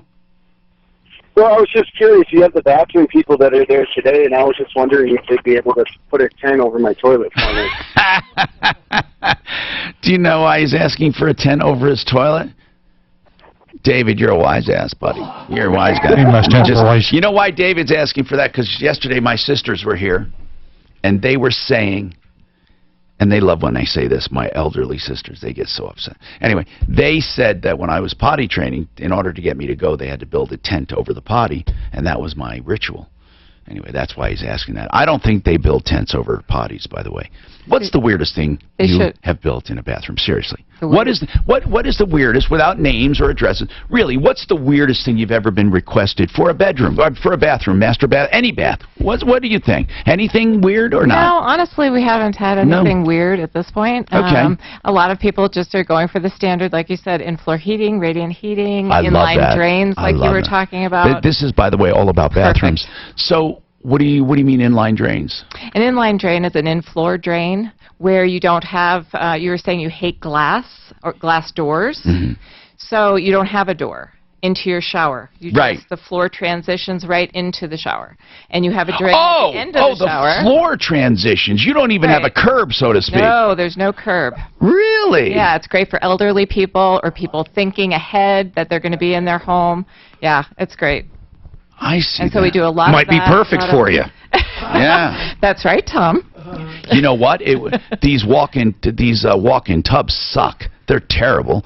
I think that this could be an alternative, a walk-in shower with the grab bars and seats. Have you done showers for the elderly? Yes, we do a lot of that. Well, and if they're in a wheelchair, I mean, you just roll in, right? That's right. Yeah, you can roll in if you've got So they have a floor drain, so water doesn't come out. That's right. Water doesn't come out. Maybe a little bit of it. Well, sure. I mean, if you're walking too, it'll be wet if you don't have a mat there or something. Right, but you have a tile floor, so. Nelson, what's the weirdest thing you've ever pulled out of a sink or a toilet or something? Oh, geez, most of the time you don't want to know, but you know, we I did. guess that was probably too open-ended. We did have a guy with a plugged-up main line a while back that we pulled a Chihuahua out. Oh my God! Oh my God! And, we assume what it was was left of it? Obviously, it was a dead Chihuahua, right? Yeah, we were sure.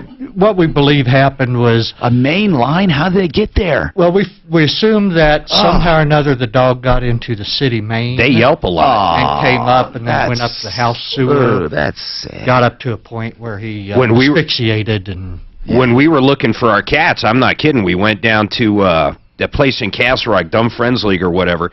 The most dogs in there. We were looking for cats, but all Chihuahuas. It was crazy. Why? I think just because they yap and yap. I don't know, but they had more Chihuahuas than anything else. You mean that people gave up? Yeah. That's sad. Well, and they have a tendency. They're easy to get out, and once they're out, they're gone. And it's no reason to flush one, though. Yeah. No. Sandy, he got into the automatic toilet. Sandy, what's going on, dear? Hello. I am calling because I had a gift card to Oasis Day Spa in Arvada. Oasis. Yes, sir. On Ralston Road. My husband bought it for my birthday present last September, and I used half of it. I was there actually this past March, and there was no indication that there was anything wrong. Then in April I called. I wanted to call to try and get another appointment. The number was out of service. Did they close? The website is gone. They're So your closed. question is, what do I do? Well, I've already tried to contact the owners. The owner's probably not liable to you if it's a corporation or an LLC or whatever, and most likely it is. They're not liable to you. Now, ethically, morally, they may think they may want to be, but they're not liable. If they closed, all of their obligations went away. I mean, they didn't technically go away. I mean, you could go after the entity, but if the entity has no money, there's just nothing there. You know, gift cards are a risk. I mean, you pay a gift card, there's no guarantee of anything. If you did it by credit card and they still have some undone transactions, you might be able to extract it from their account. Okay. Did you pay by credit card? Yes. How long ago? September. Okay.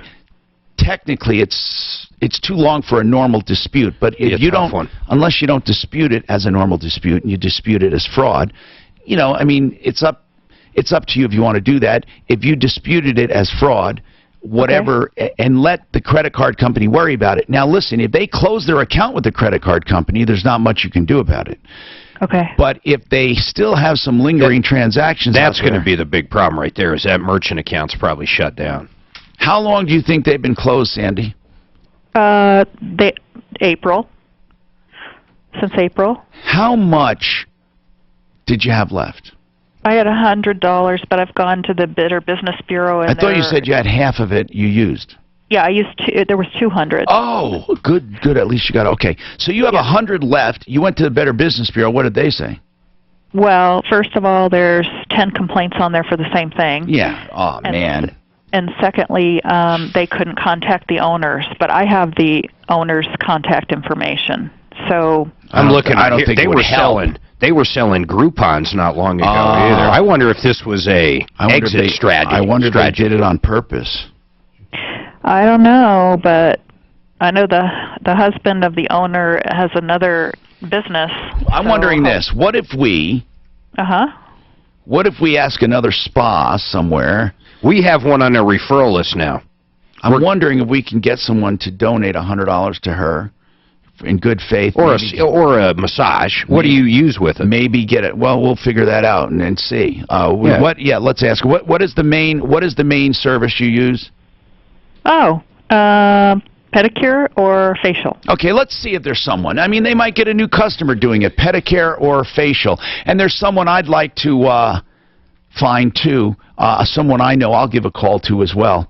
All right, 303-713-8255. Genesis Total Exteriors. Springtime is here. Summer's almost here. For only a few days away. So here's the deal. They do design build from beginning to end of anything you want. And when you call Genesis, you get an ethical company that's not going to take the money and run. I mean, nowadays, geez, just that alone is worth the phone call, right? But they do beautiful work. Everything from kitchens to siding, windows, gutters, painting, decks, inside and out. Improvements, 303-679-8509, GenesisTotalExteriors.com.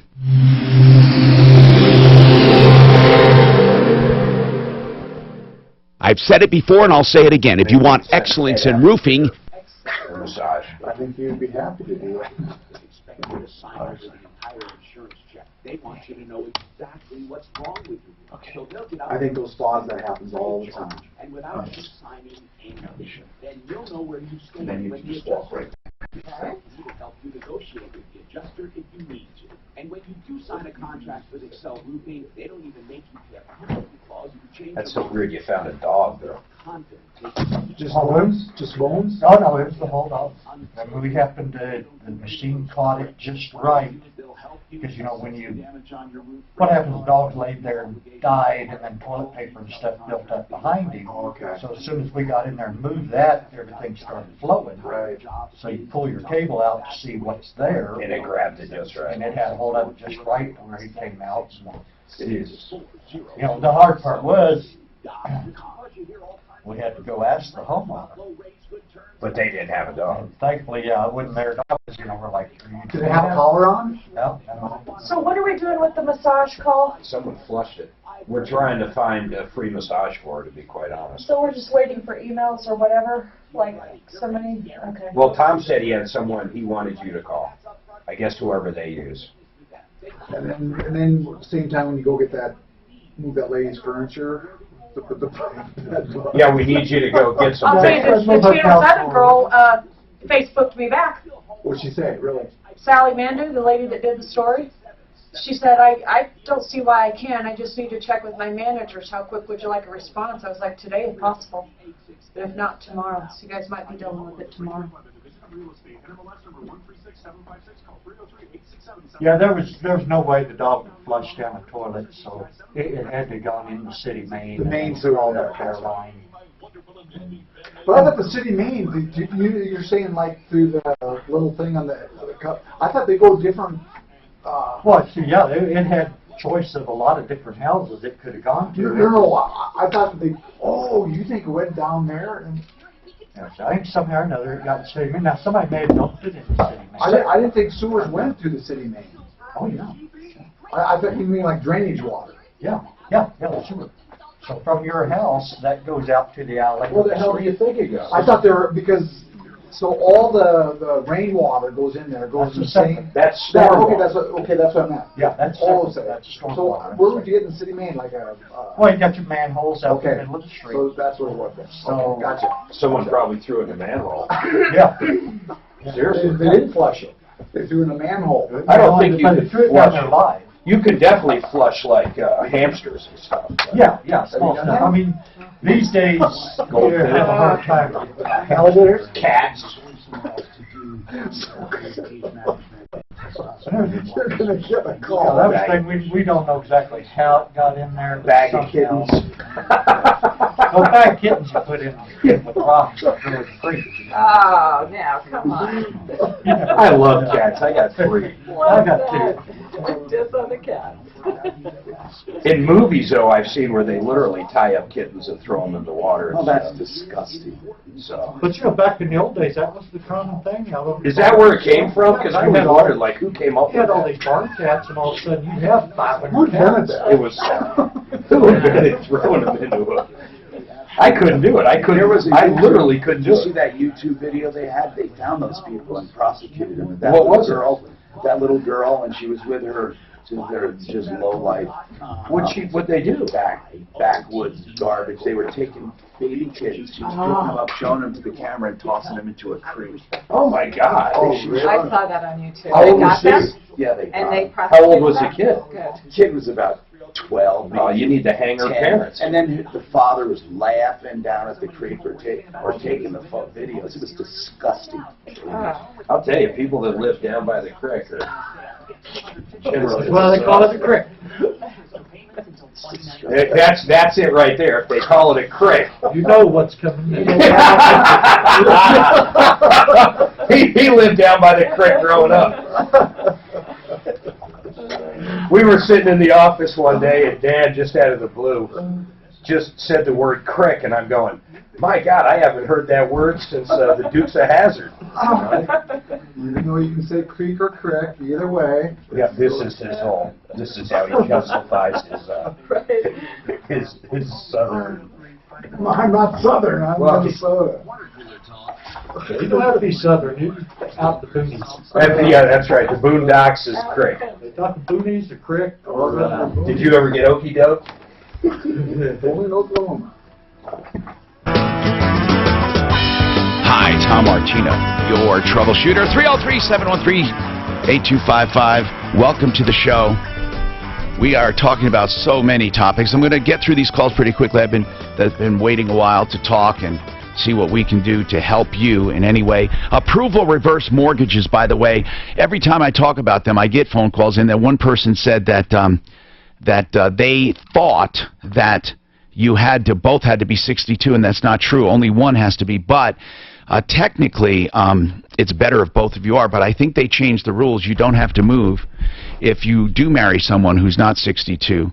and then they die. You don't have to get rid of the house. By the way, if you need details on reverse mortgages of any kind, and remember, most of the time they don't work. They're great for some people though, and you should call approvalreverse.com 303-771-3528. That's Joan Sullivan 771-3528. Let's talk to Carolyn, who has questions about stem cell. Go ahead, Carolyn. What's going on? I just had a question if some stem cell and the BioT and all that are covered by any insurances. I know that it's becoming more common. Well, hormone replacement is not. The blood test is, which is weird. They do the diagnosis, and blood testing does to find out. But no, it's not. And as far as stem cells, no, it's not covered. And that's the biggest problem when it comes to treatments of any kind. Insurance calls things experimental. And hormone replacement, I can't believe they call either experimental or cosmetic, which is the weirdest thing in the world. A hormone replacement would avoid so many illnesses and so many problems, but they're not covered at all. It's just at your own risk. But if you think about it, it's well worth it. I mean, it truly is, as far as being healthy, right? Yeah. Where do the stem cells come from? Did you ask where they came from? Yeah. Where do they do the bone marrow, or how do they get the stem cells they use on you? Okay, the stem cells that Stem Cell of America uses, by the way, and that's who I endorse. And I'm not saying, they're the only ones that do it, but Stem Cell of America, I know for sure, since I do promote them. They get them from donated C-sections, so they get them from what do you call it? The umbilical cord, umbilical tissue. Placenta? The placenta and the tissue from umbilical, and they do that from donated stem cells, and that's why when you go there, and they don't expect you to make an appointment right away, but when you do go there for an appointment, they can the very next day or a couple days after have the stem cells ready to go. They don't harvest them from you. And frankly, the older you are, the worse your stem cells are.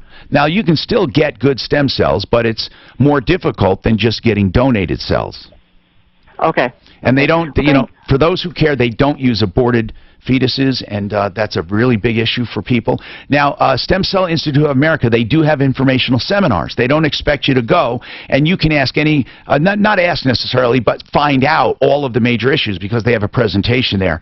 And then, if you want, you can make an appointment. And they have them everywhere from Fort Collins, Colorado Springs. They have them in Denver, the Tech Center, Littleton. To go to the next one, all you have to do is call 855-262-4040. That's 855-262-4040. Now, BioT, on the other hand, they have a different model. BioT, they use doctors. BioT is hormone replacement, and some of those hormones are delivered through pellets, which is under the skin. And they do it through local affiliated doctors. And what you have to do is go on to find out a doctor that's affiliated. And if you find a doctor affiliated, you go to them. Now, what I did is I went to a doctor and made them my primary care doctor anyway, but you don't have to do that. You can go just for the BioT. Now, that's testosterone, estrogen, they do thyroid, or anything that you need. It's all based on blood tests. It's not guessing. They do blood tests. And unfortunately, I just had a conversation with my sister the other day, and she said, I don't believe in hormone replacement. I'm thinking, how do you not believe in hormones? Because hormones are what your body makes. I mean, if you run out, it's like saying, I don't believe in food. Once I run out, I'm not going to eat again. I mean, hormone replacement is absolutely in line and congruent with your body. Natural replacement. Anyway, to go to BioT, you can just go to the website, biotmedical.com, and it's spelled B-I-O-T-E medical.com, biotmedical.com. All right, Bryce has a question on property. Go ahead, Bryce. What's your question on property? Okay, I'm going to put him on hold and go to someone else, and I'll come right back. Okay? John has a child support question. Go ahead, John. What's happening? Hi, Tom. Hey. One of my sons went through a divorce last year, and they didn't have, temporary orders while the divorce was being processed. Okay. And so at final orders, the judge said, you are going to pay 1 year of back child support. But now, wait a minute. How long did it take to get it finalized? You said that. Okay, so obviously during that year, he wasn't paying anything? Correct. Okay, well, if he wasn't paying anything, I can see that order. I can see that. Right, and I'm not. No one's disputing that. Okay. And the judge said, okay, you're going to pay a year of back child support, but I give you 2 years to do it.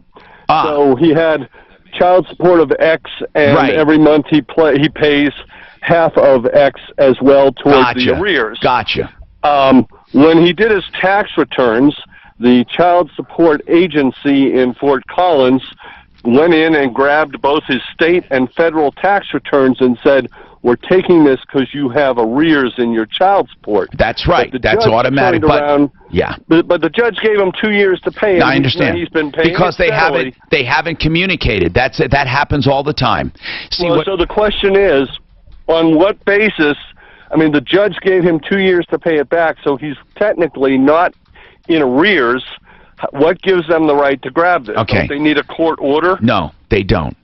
The law has already been established that any arrearages can be made up automatically through back taxes. So the fact that they did it, they didn't go against the court order because they didn't know about the court order.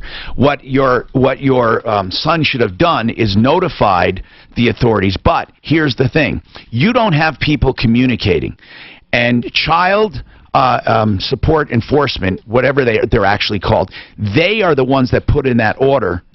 They automatically submit your son's name. He should have contacted them, or the courts should have. So obviously someone erred. And he did contact. He lost his state tax return, and he called up and said, "What gives?" And they said, "Well, this is what's going on." And he said, "Well, I have an order that says I have 2 years to pay. Can you?" And they said, "Well, this is standard procedure." It is. And he said, "Do you have to do it, or do you choose to do it?" And they said, "We choose to do it." No, that's not true at all. They have to do it. So when it's put in by the Child Support Enforcement Agency, they have to do it. They can't say, no, we don't want to do it. Now, the Child Support Enforcement Agency could choose not to do it based on that agreement. But technically, they're not even bound by that court agreement. They're not. Right, and he asked, and they said no. They're not. So, that's right. Yep. And so everything went on properly. Here's the good news. Here's the good news. I mean, he does owe it. It's going to go against his bill. It's not like he paid extra. Now, it might put him in a pinch for cash flow and stuff like that. And I'm going to tell you another thing that may sound silly to you, but it really isn't. And that is for him to ask the court to order her to give it back. Because while everyone else on the outside of that court edict, they all acted properly, the woman, the wife, did not, because technically she can turn it down. Not turn it down, she can return it to your son. She can say, oh, according to the court order, you are still paying what you're supposed to, and give it back to him, and there would be no harm in that, none at all. But she'd have to get something in writing so he doesn't claim that she got reimbursed from his taxes. So what I'm saying is, he could go to the divorce court that issued that and say, she is in contempt, she went against the order, she took money in advance. Now, unless, of course, she voluntarily gives it back. Has he asked her to do it? Not yet. Tell me Tell me what reason she would not give it back if she agreed to that. To that. Why wouldn't she agree to it? Sheer hate. What's that? Sheer hate. Okay. You can't. Now, when there's hate, then he has to go to a judge. But I don't think it'll be worth it. How much did they take total? I think probably about $900. Yeah, it's going to cost him $400 or $500 to get into court. So what I'm saying is, those are the breaks. Unfortunately, those are the breaks. 303-713-TALK, 713-8255.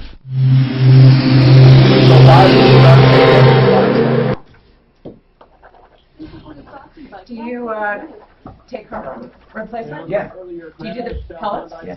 Hey, fire off BioT.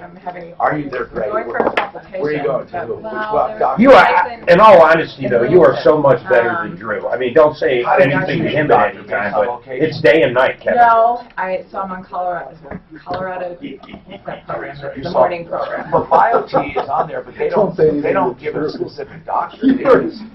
They just say You're in trouble, mate. All trouble. They didn't say BioT specifically. the pellet therapy. So I don't know, but who do you go to? So that's. I wouldn't go to anyone else but BioT. No one else. But what doctor do you go to? Oh, you take them, but if you want to know who I go to, she's wonderful. Her name is Chris Linares, and she's at Lone Tree Family Practice, which is at Skyridge, down at one of the Skyridge buildings. But let me say something. BioT, they really developed it. They have their own supplier and stuff. I would not just go to a hormone replacement doc. I would go to someone who really know. They know what they're doing at BioT. They look at the whole body.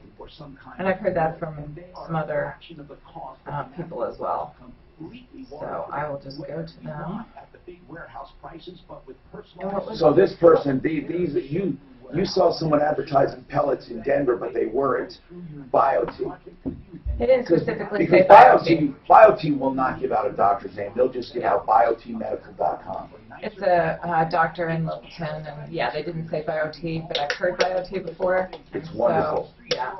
Did it make a huge difference? Absolutely. Or what was your reason for going, if it's not too personal? Well, I'm 60. I'm going to be 64. Okay. Okay, so I wanted to see what energy. my I mean, you feel like you've got a lot of testosterone was low. Okay. My estrogen was high. My body fat was high. I mean, I just changed my life with. Of course, I also eat right and I exercise. Yeah, right. But that was definitely a component for sure. Yeah, that was it. Well, that's the thing. Yeah, I was taking shots before that, and they just you do this too much with shots. And for a woman, they would suggest creams, and they're not good. Where did they put the pellet? Right up in here. Oh, okay. In the fatty part of your hip. Okay. Is it painful? Oh no, I mean they numb you and put it. I mean it's not really. I mean it depends on your tolerance. I So don't. pellet would you do that? I do it 3 times a year. 3 times a year. So they 3 times a year go in for a pellet. One side, then the other side, and the other side. And by the way, some people only need it twice a year. It depends on how active you are. They dissolve faster. Oh, I can't wait. I'm so excited. So I take something to boost my testosterone and lower my estrogen. Some people don't have to do that. And then some people have to do progesterone. And some people also, not men, but you may have. And then some people do thyroid. They'll look at everything. Everything, yeah. Yes. So they look at, decide what you need, and mix up the little pill for you. The pellets. Now, some things can't be done by pellet. I forget what they are, but whatever they are, they have it. Okay. They're really good people. Okay. So that little camera shoots the entire room? No, we have 4 cameras. Yeah. Oh, okay. 1, 2, 3, 4. Right? Oh, okay. I didn't see the other So one. now you didn't know about it. You're getting your best side. Yeah, got your best side. I wanted this side. Okay, got it. Kidding. So do you do Medicare bathrooms like those for those walk-in showers, Cheryl? Are you a contractor for Medicare Oh, or no. Medicaid? No. See, because this is what, Yeah. if you ever heard, don't talk about it. No, you can't. This is what Bentley Bath and stuff was originally told to do, is a walk-in shower. He talked into a walk-in tub. And this lady can't even fit in the tub. Oh. Can't even fit into it. Yeah, no. Yeah, and you I know, wanna stay on top of that. they're fantastic. So whenever you're ready for And a that's what, bathroom remodel. right, no, that seems perfect with the, I had one. I'm not saying. I don't for even know. age, I it's didn't just have convenient. much of a curve, but I had one on a door and this with translucent glass. Going that, it was beautiful. And then on the other side were windows to the outside, and they were also glass block. And then we had the drains that were in the corner. They weren't floored. Oh, right. okay, yeah, that's just So what Trump, goes you right seen the floor down and drains? Hi, Tom Martino here, Mark Trenner, attorney at law for you. If you invent something, if you have an idea and you want to protect it, if you want to do a patent search, if you want to keep track, he even has free booklets for you, an inventor's guide, also trademark basics. Just give him a call.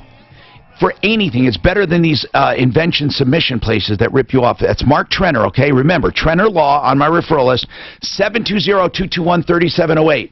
720-221-3708. Just go to the referral list, look for Trenner Law. All right, Bryce has a property question. I'm going to go back to you to see if you're there. Are you there, Bryce? Yes, I am, Okay, Tom. what's happening, Bryce? Well, unbeknownst to me, Tom, Yes. I had some unclaimed property in the unclaimed property division of Colorado. I did not know about it. Okay.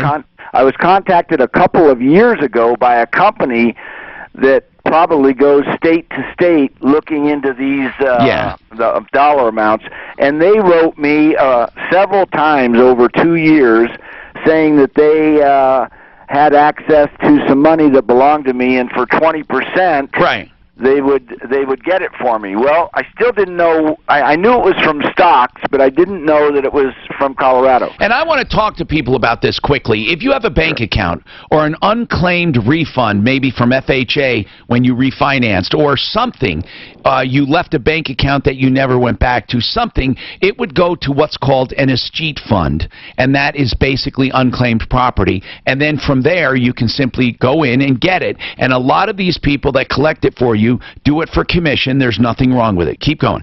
Right. There's nothing wrong with it, except it just kind of gripes me that I'm paying to get my own money back. Well, you're paying only because they found it, but you don't have to pay. You can go and get it yourself. Well, but that's what I wanted to ask you. I signed a one-page agreement with this company. Well, you signed. Yeah, so I'm just wondering, you know... How much did they say you're going to get? Well, it's originally $1,000, and they're going to take $200, and I'll get about $800 back. Yep, that's the way it's going to work. But so there's no way I can get out of this contract even if I wait for 5 years? Well, I have no idea. When did you sign it?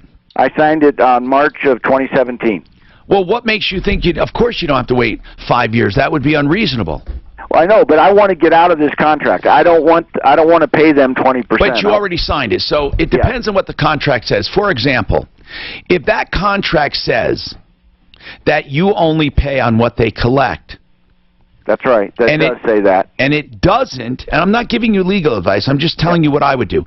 If it doesn't preclude you from finding it yourself, it doesn't say, I agree not to recover it myself.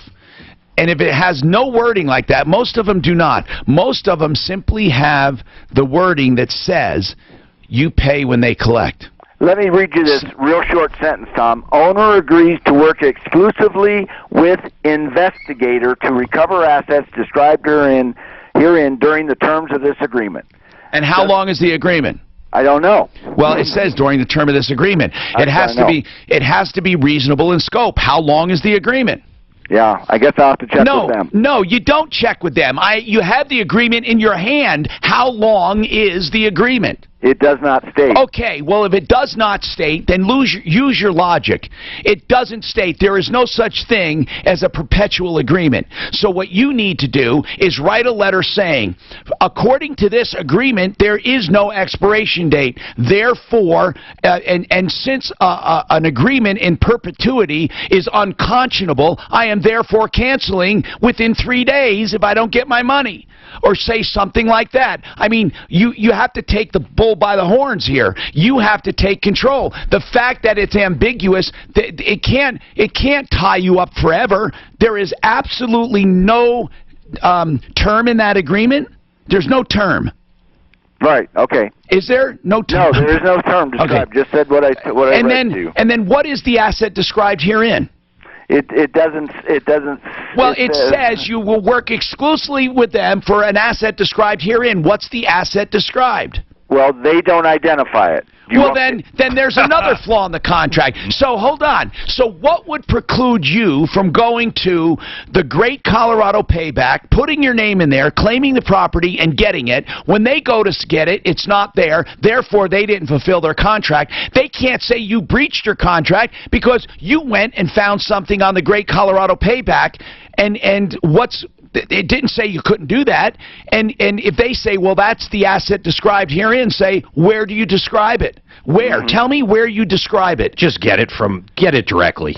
Yeah. You can if you want, but they're going to come after you and say that you broke the agreement. And then what you're going to do is you're going to force the issue. Where did I break the agreement? Well, you agreed to work exclusively with us. And you'll say, for what? For the described asset. Where's the described asset? I worked with you on another asset. How do you, and also there is no such thing as in perpetuity. But how do you know it's from Colorado? How do you know it's not from another state? because after I started this process with this company, I got a claim form from the Colorado Unclaimed Property Division. Okay, how much is it for $1,000? Yeah. All right, listen, do what you want, all right? For $200 if you want to. I wouldn't break the agreement if I agreed. I think it's wrong, except that they did not write a proper agreement, so you're in good standing. Oh, man, do we have an update next hour. What is it on? Bentley Baths. Bentley Baths. The guy who sold a walk-in tub to a woman who can't walk in it. Nor fit in it. Nor fit in it. And he kept saying over and over and over, this is a state job. I have no choice in the matter. It wasn't me. It wasn't, and we said, what? It wasn't you? No, it wasn't me. It was a state job. They approved it. They are the ones that specified it. They did not specify it. In fact, we found out he was lying about that. They originally specified a walk-in shower. He's the one that talked him into a walk-in tub. They were recommended by the occupational therapist, but not that particular walk-in tub. Bentley Baths is the one that chose that tub. We're going to have an update coming up, plus a lot more. Stick around. All about baths. And also our guests from 911 Router and Plumbing. Stick around. Budget A1 transmission. Mark, yes. What is it? Read the email. I just got it. Okay, that's all. Don't say it online. No, I don't want to. That's why I'm keeping it on the You down. send it to me? Or to And you need to set up with a Good Hue a video time. We don't want a normal one. Why would he do a normal bathtub? It says that's what she wants, if you read it. Oh. Can't fit in the walk-in. I wouldn't She can argue fit in with a her. regular bathroom. I would just put it in the shower. a normal bath. That's what she wanted, though, remember? That's what she had forever, and she could actually use it. So, I mean, my God, she's probably so sick of this at this point. She just wants to be able to do something. She's afraid to try anything else. I think she is, too. Exactly right. She's probably like, put it back the way it was. Or you or somebody could go in Yeah, and have a walk-in nice baths. shower with a seat. So I included you in that Good Hue, of course, so. What is this going on? What is this? They want you to shoot a video with them, so I said, get directly with you. But they wanted, I told them you knew a great guy, so whoever that is for the camera work.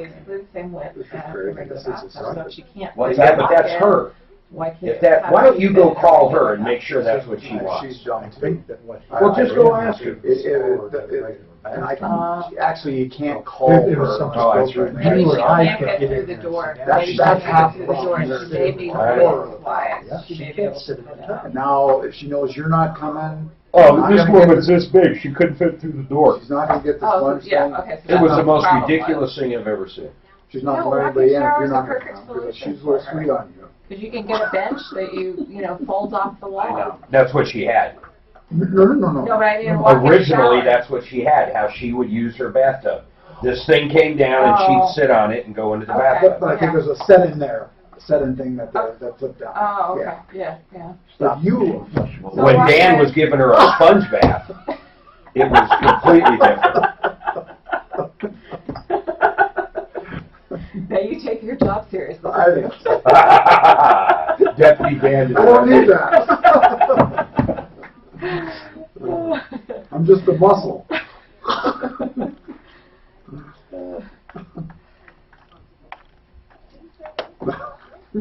Mark had me measure around her.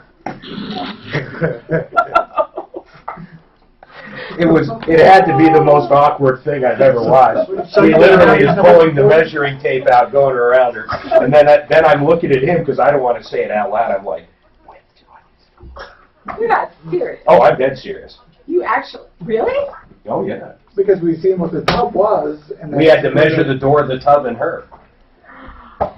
Humiliating. She didn't. No, she wasn't. She wasn't at all. Would you say? No. She was. Well, she just She wanted wanted. solution. She wanted something to take a She bath. wants a solution, yeah. Oh, she was so mad at that. Well, yeah, poor Sally. so she doesn't want to. Okay, so she can't actually get in the bathroom. She's just sitting on the Two the things. bench. One, she can't lift her feet more than 2 inches off. Right. And it had an 8-inch lift. So that was one. But even bigger than that, she was bigger than that. Yeah. She couldn't fit through the door. Yeah. The door in the middle Right. was 12 inches.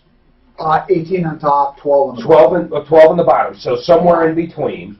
it was probably around, what, 14 inches? Probably. But it didn't even matter. Her girth, if you will, Yeah. was 66 in circumference, and just, you know, any which way you wanted to measure her, And the she was contractor more met than with her 16. beforehand? Not only the contractor, him, George Bentley of Bentley Baths. He couldn't even blame it on the employee. He's the one that did it. And then he says, well, I didn't assess her like we normally would with Bentley Baths because this was a Medicaid deal. So when it's a Medicaid deal, they don't do the same thing they do when it's a non-Medicaid deal. But that's still bullshit. Oh, it's the biggest bullshit in the world. I mean, even if you called me and said, hey, I want you to put her in this walk-in tub, and she's that... You'd look at me and go, she won't fit. No, I'm not going to do it. And Or you'd sell me one with a big door. Yeah. He said, well, she didn't get out of her chair. That's why he said so. Come on, you can see. Well, and it doesn't matter, because if you see a picture of her in a she's got recliner, water. She's she got goes water. over the sides. Yeah, so it's never going to work. No. She got a free sponge from that. You cannot feel down, and I do appreciate you. Hi, I'm Tom Martino. Welcome to the only show of its kind anywhere. We are talking to you about your life, liberty, and the pursuit of happiness. All About Bathrooms is our guest today from the referral list. We also have another referral list member from 911 Router and Plumbing. So when you hear voices chime in, that's who they are. If you have any questions about bathrooms, we talked a lot about things that people are putting in their bathrooms and some of the newer trends. In-floor heating is very popular with tile. Do people ever use carpet in bathrooms? That used to be a long time ago. I think it's disgusting. Does anyone use carpet? No, not anymore. There's Tile is the big thing. Tile. Yes. And what about for the counters, for the vanities? For granite or what? Granite, quartz, marble. So there are a lot of different textiles that you can use, but most of our customers are going for granite or quartz. How about steam showers and these cool walk-in things I see? Are those a big thing or no? Well, you can't without doors, right? That's the downside to not having the door. Right. With a steam shower, you have to have a glass enclosure or an enclosure that goes all the way to the ceiling, and so you have a lot of glass. In that situation, with a walk-in shower, you only have glass maybe on one side, two sides, depending Do people on ever the do both? configuration. No. Okay. Not really. I've done a few of them where they had both, but you know the issue with steam showers a lot of the time is an electrical issue also, because you've got to have enough 240 volts to run the steam unit usually, and then the piping to it, and yeah, it's there's not as many of them as there used to be, but they're expensive. And to do. You know, Nelson here does plumbing, but All About Baths is basically a design company. I mean, you just give them a space and say, or you redo baths. Now, do you do new construction as well? Has anyone ever asked you to come into their home and take the bathroom project? And Not yet. But you do. So you do retrofitting and you do remodels. We do remodels. That's correct. Yeah, and we'll remodel showers. We'll remodel your entire bathroom. Whatever you need. And you work in the South area mainly, right? Or mainly, only? Really, right? Yes. Bellevue South, but would that Bellevue and South. Yeah. Saunas, do people get those in their bathrooms? Not in their bathrooms, but I've Usually seen them in the workroom. And yeah, they do a lot. There are a lot of dry saunas. A lot of dry saunas. Did you ever have one? Yes. They're beautiful, wonderful. I had a steam tube, but I love the dry one. You can put those almost anywhere. They come in kits. You can put them in closets. You can put them in bigger rooms. You can put them as part of a room, and they're self-contained, so you can build them the way you want. You can get them totally self-contained, or put them up against you can put the wood on the existing walls and do it. Is it purely for weight loss? No, it's supposed to sweat out the impurities, you know. That's what it's supposed to. Detox, yeah. I mean, I just think that feels nice, you know, and it does increase circulation. Anything that increases circulation is going to be not bad for you, right? It increases circulation. If you do stretching in there, it would be very good. It's like hot yoga, basically. They do, you know, what is it called, hot yoga? Or sure is, Tom. And I'm a huge fan of that. And so if you had a sauna and just did some mild stretching, you get the benefit. She does that all the time in like 120 degrees. No, it's not, no, it's like 100, 105. Oh. Yeah, it's hot. 107 would be the most for that. And yeah, but it's the heat assists in the circulation, so you get more benefit out of the exercise. I work out in the hot tub. 303. So what doing what? letting the Jets hit me and they moved the muscles. Running his mouth. The Jets hit him. You know, he would have liked that. Remember that thing they used to sell for the abs that would vibrate? The old belt you put on. Yeah, and it's supposed to. I always wanted They'd show this guy with rock hard abs, and he has this little vibrator on. And he doesn't move. It just moves him around. Some of the craziest things come into the fitness industry. You remember the weight that shakes? And I do, actually. And just infomercial. Such a weird product. What's going on with Ryan? Hey, Ryan, what's happening? Ryan? Ryan! Yes. Hey, Yes, what's I'm going here. on, sir? What's going on? Not too much. How are you, Tom? I'm doing good, but you're having a problem with the police. Yeah, I have been for quite a while now. Now, whenever somebody tells me that, I got to think, uh-oh, why are you having trouble with the police for quite a while? What's happening?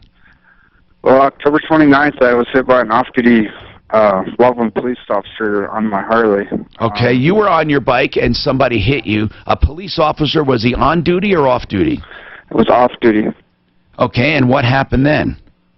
Well, the night of the accident, it was October 29th. She was in a Halloween costume.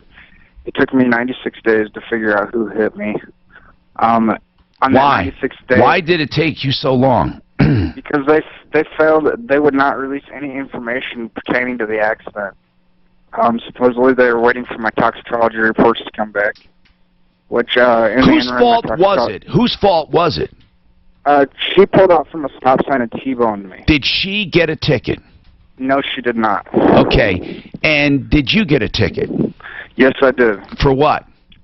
Careless driving and driving under the influence.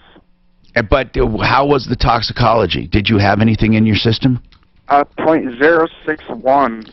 So supposedly for alcohol. Well, what do you mean suppose? Were you? What is it? So .05 is under the influence. Yes. So you were under the influence.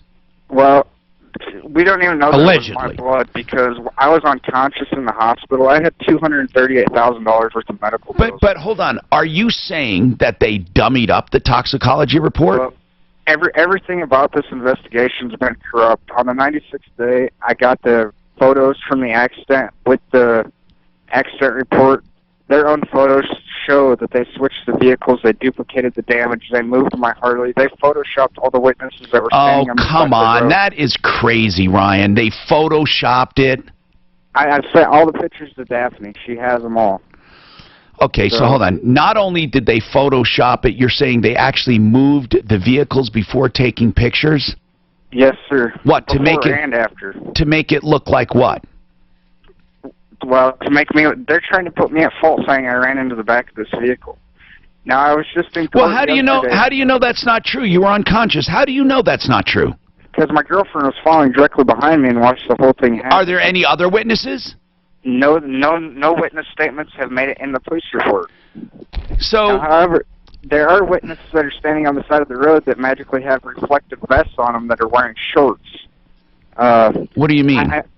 Well, they're clearly they photoshopped these people to make them look like they're wearing reflective vests. But if you get on these pictures and zoom in on them, you can see exactly what they've done. What did they do? They drew reflective vests on these people. Why would they draw reflective vests? Well, What's the reason? It was October 29th. This off-duty cop was wearing a Halloween costume. Okay. Okay.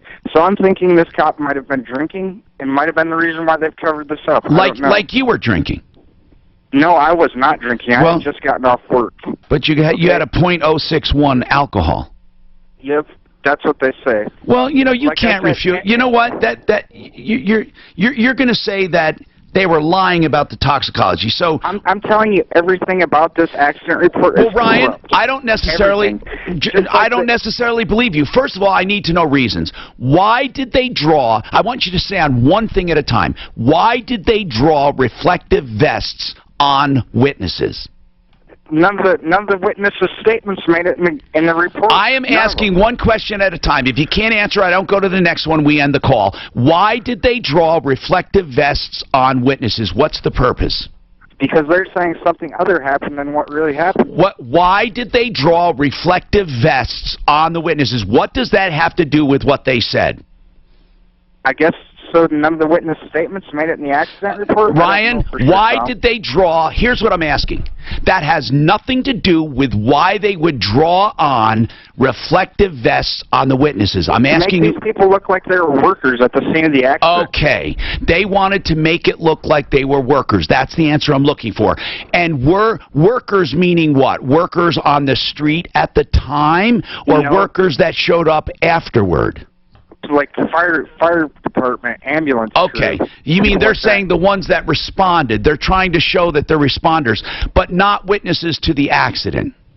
Yes, sir. Okay. So these people that were standing on the sides of the street watching the cleanup, how do you know they're not genuine firefighters or ambulance workers?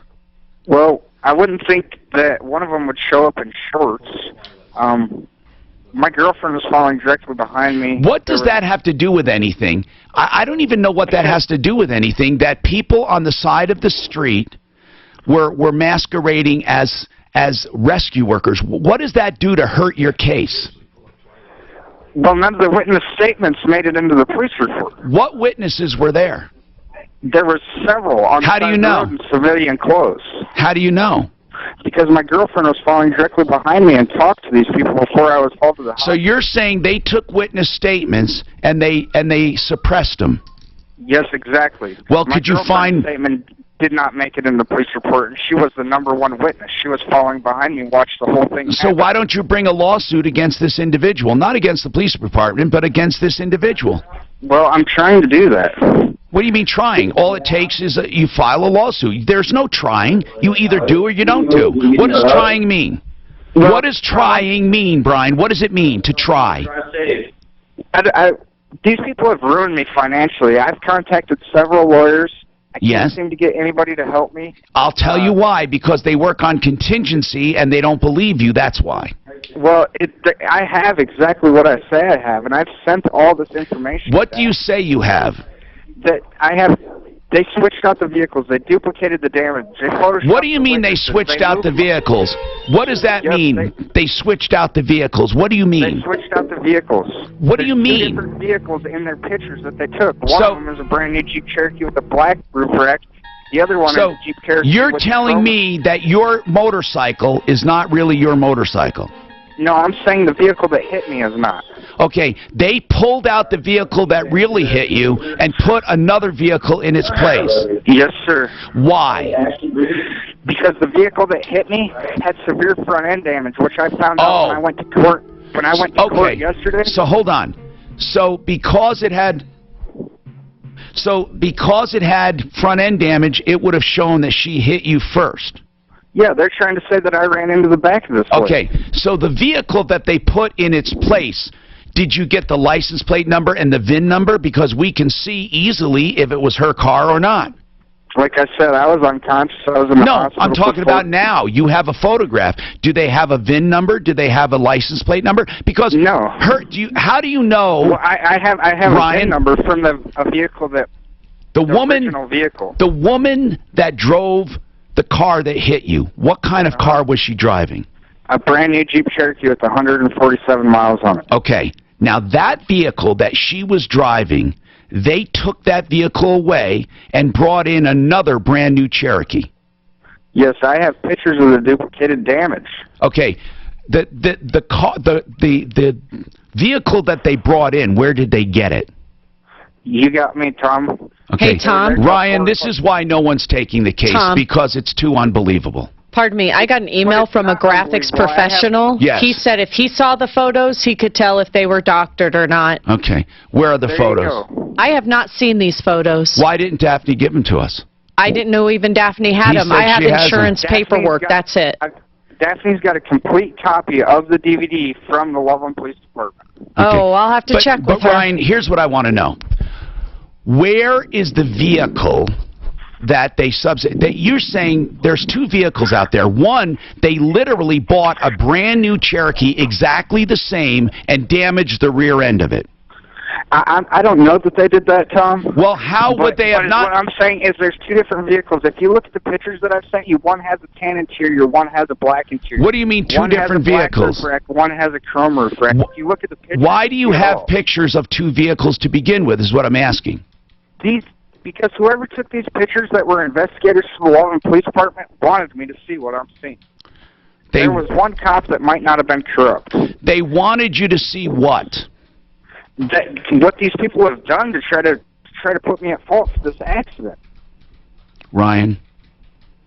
It sounds far-fetched, but if you guys look into what I have, you will find that it is 100% true. I bet you lunch it's not. Now, here's what we're saying. Listen, I bet you, Ryan, you're saying, hold on, you're saying that this cop ran a stop sign and broadsided you, right? Yes, sir. And this sent you to the hospital, right? $238,000 worth of hospital. By the way, I have a rule on this show. Never repeat stuff you've told me, because it makes me ill, okay? So that's the third time you told me that. I don't have to hear it again about how much it was. Now, you were sent to the hospital, and then once you were sent to the hospital, they came into the intersection, and they said, uh-oh, we're going to have to help this fellow officer out. Get rid of this car and bring in another car. And let's go out and buy a brand new car exactly like hers, except for the interior won't matter. Let's get that car in here and damage the rear end of it. Is that right? Yep, I know it sounds retarded, but and then not only are we going to damage the rear end of this car, a brand new car, who's paying for it? Well, they're trying to make me pay for it. No, Ryan. Who paid for the second car that night? How did they go get it that night? I don't know where the second vehicle came from, but it's there. Okay. And their own pictures show it. These are pictures that the Waltham Police Department took, not me. The Waltham Police Department took these pictures. You mean the photos show two cars? Exactly. That's what I'm telling you. In the same accident. Well, that's stupid, Ryan. They showed two cars. One. They're their own pictures, like they were taunting me. They showed two cars. Well, you know, Suzanne, first of all, I'm upset that I don't have these photographs, and I want to get them right now. You know what? I am in DAF right now. I want them right now. She said she sent them, and I don't see them anywhere, Tom, so I'm looking again. And so, Ryan, here's what I don't understand. The official photographs for this accident, if you go to the police department and look up this accident, they show two cars in the same frame. Not in the same frame. There's 42 different pictures, okay? And some of them are of the original car, and some of them are the substitute car. Yes, they are. And do you realize what a nut you sound like? Okay, hold on. I'm going to look at the photographs. We just found them. Right now, let's switch gears to mortgages. Brent Ivinson from Ideal Home Loans. Let's talk about shorter term loans, Brent. Well, Tom, when we have rates move like they have, it opens up an opportunity for those people who know they're going to be in their home long term. You realize this is the place we're staying. Our strategy is to stay here until it's paid off. Look into a shorter term mortgage right now, because here's what a number of people are finding. You can get into a shorter term loan. You might be able to go to a 15 or a 20-year loan, get out of your 30, and not pay much more, and even in some cases pay the same that you're paying right now. See, that's amazing. Yeah, and you can save yourself 6 figures in payments and interest. It's just a function of interest rates, and it's a function of getting ahead financially on your home loan. And you can do that with Ideal Home Loans. In fact, you can pick any term that you want. You're not limited to 15 years. You don't have to go back to 30 years. The custom term loan, right now, low rates, low cost, direct lenders, Ideal Home Loans. For your next Ideal Home Loan, 303-867-7000, 867-7000, online, idealhomeloans.com. From the L&L Heating and Air... Did you get the pictures? Not yet. Guy's a total nut job. Well, why do you say that, Mark? And no, I'm not betting you lunch. But why do you say he's a nut job? Why? Okay, you just put it probably the best. They ran out, got a brand new Jeep. Who paid for it? Came in and reduplicated the damage. Well, it's crazy. Why would they give you the pictures of the original car also? Well, he's saying there's a cop that's not corrupt. They did it to taunt and he wants... Actually, that would be a true gaslighting if that's correct. If they're making him think, look at these photographs. That he's crazy. Be quiet. Look at the photographs. Holy shit, he's lucky he's alive. Look at that bike. There is nothing left of it. Look at that. No, there's many things in this thing. Paradigm Interiors for your floor coverings. That's who I recommend. Why? Because Paradigm is run by two passionate people who love doing things the right way, Don and Matt. And They decided they wanted to have a beautiful showroom to present you all of the floor varieties that they have at the big warehouses with the same pricing structure, but with personalized attention of a mom-and-pop store. They have a design consultant that will stay with you for your entire project. They have a project supervisor who will be on site with you, an employee, and they will take care of you as if it's their own home. They've been locally owned and operated 14 years. They get jobs done quickly and efficiently. All you have to do is go and experience it. They'll give you a price. They'll turn around a price and a bid very carefully and very efficiently in just a few days. Once you get that, if you want to start the job, they will work with your schedule to get it done the right way from beginning to end. All kinds of floor coverings, too. That's what I love. They have some beautiful stuff. You know, the luxury vinyl tile, I love it. Hardwoods, laminates. They also have wall tile, beautiful wall tile for your showers, for your backsplashes, for walls. Give them a call or stop in. They're on Evans just west of Santa Fe, or call 303-630-9204, 303-630-9204. Are you a homeowner who's tired of paying mortgage insurance? I don't even know what I'm looking at. Okay, so supposedly a bunch of crap, right? It's just the accident scene. I mean, I don't even understand. These 2 cars, he said. There are 2 cars. Well, there's the main car, the Jeep. So I don't see... And there's the motorcycle. Is Daphne in? And the rest is the Jeep. She is come off. She's going to come off like a nut. Daphne, I know you believe this guy. Where, I don't see the car. Where did he see 2 cars? I don't know. With different interiors. There's just a lot of pictures. Holy jeez. Well, I went through that's every one one place of I them. agree with you. I mean, if you got something legitimate, I'd have to assume that there's a ton of lawyers out there to be all over it. Okay, here's a picture of a Audi, which I have no idea why. So, what is this? Maybe I'm not even on the same damn thing anymore.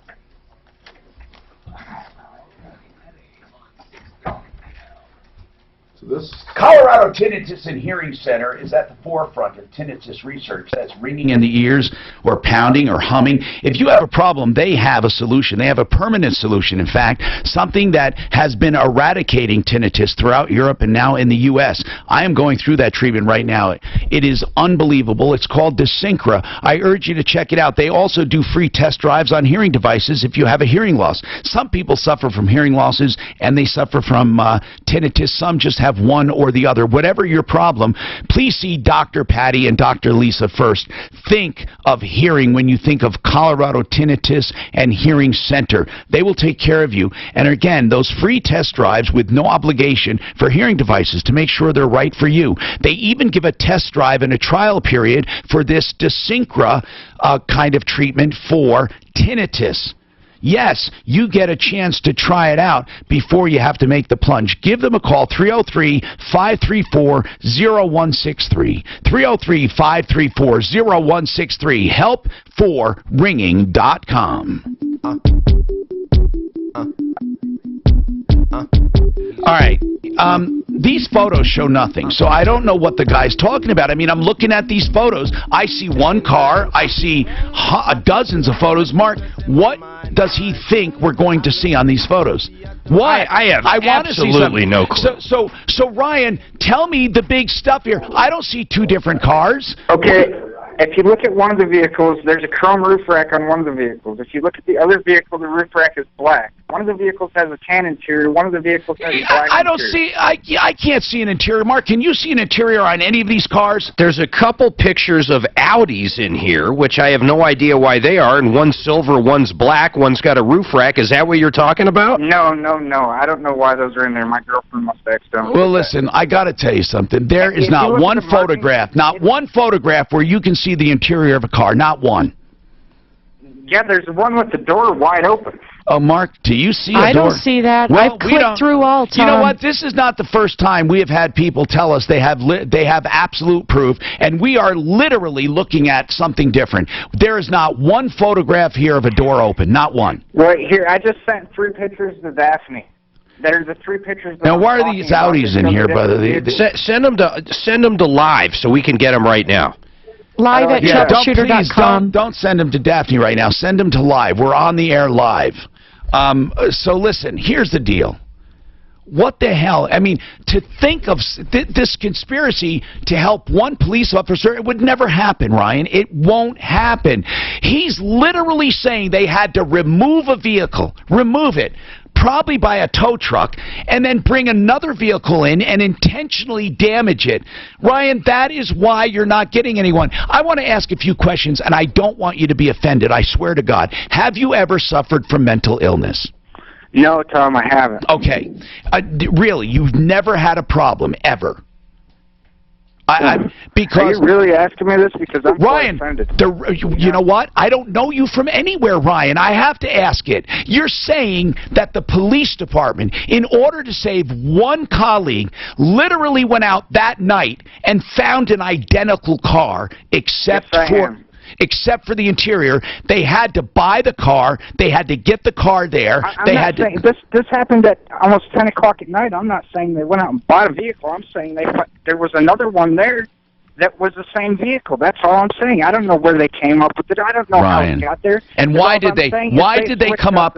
Why did they switch out the vehicles? To show you at fault, right? Because one of the vehicles had $8,200 worth of damage. Okay. I bet Loveland. I bet Loveland's got a copy of every single car every employee has. I know why you can't find help, because it's just... Because nobody will take the time to look at what I've got. I'm looking at everything, and I don't see anything. Send us those 3 pictures, man. You know what, Tom? I had to look at these pictures for 3 days before shit started hitting. Okay, hold on. I got him. Don't worry. Okay, so listen. I'm going to put him on hold. Okay, he said the SH word. Okay, so... Ryan, I know you're upset, okay? I'm going to hold off for a minute here. Just wait a sec. I'm zooming in on these cars, and every single car is the same. So I don't know what he's talking about. He says he's sending them. But this guy is on a no-win situation. There is nothing to prove. There's nothing to prove. I don't understand. You know, people get crazy when they get in trouble. I don't know. He's in trouble. And I feel sorry for him that he's in trouble. But he was drinking, except he says now they even falsified the toxicology reports. I mean, do you know the level of conspiracy that he is alleging to help one police officer in Loveland? It's like the moon landing. 303-713-8255. I don't know. Let's talk to Al Ramos of Pro Auto Care about your auto maintenance and repair. What do you have, Al? Well, you know, keeping your car maintained is what makes them last. And if they last and they run great, you're not going to find any reason to sell them. So you're going to save some money on having to buy one. Just maintain the one you got. Oh, for sure. That's right. You keep your car in good shape. And what are some of the common things people overlook, Al? Man, tires. Tires are so expensive, man, and people just let them wear out. You start getting the outside edges running out, the metal cords start coming out. Align the car. You got to align them. These roads are so beat up. So what I'll do for your listeners is offer your listeners 5 at each location. I'm going to throw your car up on the alignment rack, do all your measurements, and look at where you're at and have your specs, and I'll do a printout for you. No pressure. Just come and see us. Come check out what we've been doing for 25 years. Now, wait, you're talking about 5 free alignment checks at each location with no obligation? $59 each. $59, that's what I normally would charge. And I'll tell you what, it's worth doing. I know I wore out my tires. I got brand new tires at Al's place, and you know what? You think you have to go to these big warehouses for tires? Cheap? Not true. Al, you fixed me up, and it wasn't a special price for me. He fixed me up out the door, and I had 4 beautiful tires. And was I out of alignment, Al? Do you know? No, your car was in. Good. Okay, well, here's the deal. If you have a problem, or think you do, or just want to check your alignment, 5 free alignment checks on each location, 1 near Evans and I-25, 1 near Bowles and Santa Fe just south. Why don't you give a call, 303-PRO-AUTO. That's the number for both locations, 303-PRO-AUTO. The website is 303proauto.com. This report is brought to you by LifeLock. I-25, well, it's a stop-and-go mess downtown as it is, and there's crashes all up and down the I-25 corridor throughout the city. Watch out for wreck northbound. A median one time, boom. That should have knocked it out. But it wasn't pulling on you either way? Oh, then you were fine. Usually that'll pull, man. I do notice the difference with these tires driving. Track's different? It's smoother. Yeah. because my tires were worn out and the steel belts were showing. Oh shit, that's dangerous. I know. Yeah. How dangerous is that? That's Everyone something said that. There's nothing left. I mean, it's between, you and He the said I road. was, no, he said I was this far from blah, blah. Yeah. And They go quick too, man. And it was like, how many miles did I get? I got 51,000. You know what's weird is generally, if you have steel belt showing, you would need an alignment. It's not like it wears so perfectly, the whole steel belt showing. It's usually in one area. But I got new tires, and thank goodness. He said those old tires were so bad. They were How many miles did you get? 51,000. It's pretty good. That's really For a good. heavy vehicle. Well, I probably needed them about 5,000 miles ago, so I probably should have, or maybe more, right? So I probably only got really 40,000, 45,000, which is normal, right? It depends on the car, man. Yeah. What's normal for tires? Well, like my new car will wear fronts off in 10,000 miles. Oh, no! My goodness. You have to buy, come on, Mark, that's... I got 15 out of my last two. Can you speak over the speakers? I mean, it doesn't matter now, but what's going on? Hot summer temperatures and high energy bills are right around the corner. Don't miss Champion's Summer of Savings going on now. Schedule today for your free in-home estimate at getchampion.com. That's getchampion.com. Do you think you pay too much to sell a house? Hi, this is John Vizzi with Colorado Flat Fee Realty. If you sell a $400,000 house and the agent charges you 6%, that'll cost you $24,000 for just a few days. That'll cost you $24,000 is a much $24,000. better way. On a $400,000 sale, you would save $10,200. So, my tires say 60,000. I want to ask Joe Lazara, can you get him?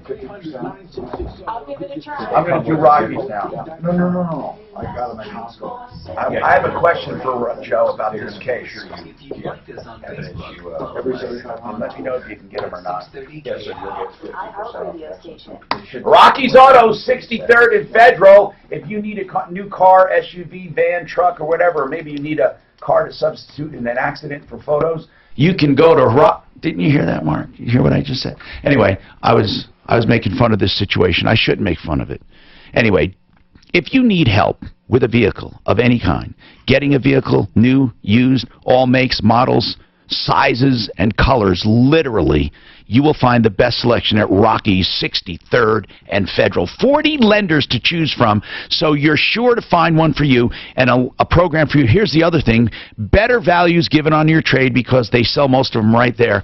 What I like about Rockies is they're proud of what they do. They're proud of their prices. All the prices clearly marked on all the vehicles. All you have to do is show up, get in a golf cart, let them take you around, write down the prices if you want, just compare, go shopping, then come to Rockies. They don't mind if you shop, but shop apples to apples and you'll find the best deals at Rockies. Again, 40 lenders, and what they have are great trade values and really just a friendly place.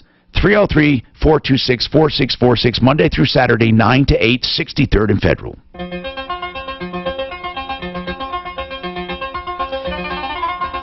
You know, I'd like to ask Joe Lazara, if you could, Suzanne, what happens in the chain of custody when it comes to chemical testing? You know, he would know that because he handles all kinds of DUIs and DWAIs, and I know that he said chemical testing is pretty stringent on how they handle the blood for these tests. And this guy says that his blood was, found to be, 0.061, which would be legally not quite intoxicated, but over the level of under the influence, I think. Anyway, Joe Lazara, 303-429-6200. If you ever find yourself in a situation where you need help, by the way, LazaraLegal.com. He is a criminal defense attorney. Joseph A. Lazara. He's on my referral list at referralist.com. Bentley Bath. 303-429-6200. Right. Mark, you said you had a major update. I want to just bring people up to date. We went after Bentley Bath because we found a job he did for a woman. She said she can't use the bath. It's a walk-in bath. She can't use it. When we went after Bentley Bath, they just claimed it's not us. We said, what do you mean? Well, it's not our problem. Not our problem. It's a state job. The state approved it. The state picked out that tub. We just put it in. We can't help it if she can't use it. They should have known that. Yet Bentley Baths is the one, he is the one that personally went to the place, personally met with her, personally recommended that tub, personally did the contract, and then talked the state into doing a walk-in tub when they wanted to do a shower to begin with. This woman is so disgusted, and he sat here saying that you know, it wasn't his problem. Then he said in the same conversation, if it was a Bentley Baths customer, they would have been treated differently. So what he's saying is this: if it's a state customer with Medicaid, he's going to give you the screw job, and if it's one of his customers, he will carefully select the right tub for you. Isn't that weird? Now, if you believe that, you got to be crazy. This guy was just full of crap. That's all I can say. He was a double talker. If you want to see a recap of this, you go on Facebook or you go on YouTube and you look them up. The other thing is, we have an update. So what is happening? They're going to yank out that tub she can't use. Is he going to charge her for that? That part I don't know. I don't think so. Well, I guarantee she's not going to be paying anything. Whether our tax dollars are, I don't know the answer to that. But I have a feeling he's doing it, but we'll find out. They're going to tear it out, and this is per the caller. So per Laurel, they're going to put in a regular bathtub. That's what she had before.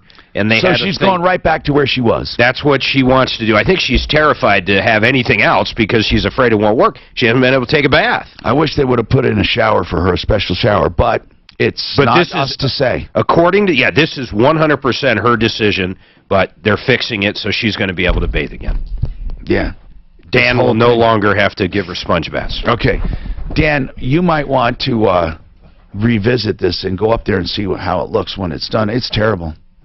What happened is terrible, and I'm wondering if he got reimbursed that whole amount. And it looks like they're fixing the ramp as well. We'll see if that gets fixed. 303-713-TALK. We're not done with Ryan, but we're taking some other calls in between. We're analyzing these photographs. We can't. Did the new photos come in? We need to see those. He said they sent new photos. We have no photos showing the interiors of those cars at all. No photos with doors open. No photos showing anything but one car, and that car is damaged in the back where his motorcycle hit it. He's claiming they lied about everything, and some vast, major conspiracy is going on. Lacey, what's going on with you? Are you there, Lacey? So Lacey's not there. Let's go to Bob. Bob, what's going on with you? Hello, Bob. Hi, yeah, I got a small claims case tomorrow. And what is it on, Bob? Well, I had a contractor rip me off with some roofing money, and we're going to court tomorrow. How did he rip you off? Well, I gave him a check like an idiot for materials. For how much? $3,300. And he never showed up? Well, he never showed up. He cashed the check, and... And you never saw him again? Well, we went back and forth for 2 years. And 2 years? Yep. What's the guy's name? Mike Hosey. Mike Hosey. How do you spell that? H-O-S-E-Y. It's Higher Up Industries or Higher Up Roofing. He hosed him. Mike Hosey. Yep. Really? Did he get served, Mike? Yeah. I bet you he doesn't show. Yeah, I guess so. I'm guessing that. Well, we got a court date in August for the Contractors Trust Act. Oh, did you get the DA? Wait, you got the DA to take it? Yep. Good. And then what district attorney? What district attorney is prosecuting that? Douglas County. Very good. Hey, Ben, good. Very good. You know where you're going to get lucky? He probably won't show. You'll get the default judgment, but how you're going to probably end up getting paid is through the criminal one, because they'll stay on top of the restitution. Either one.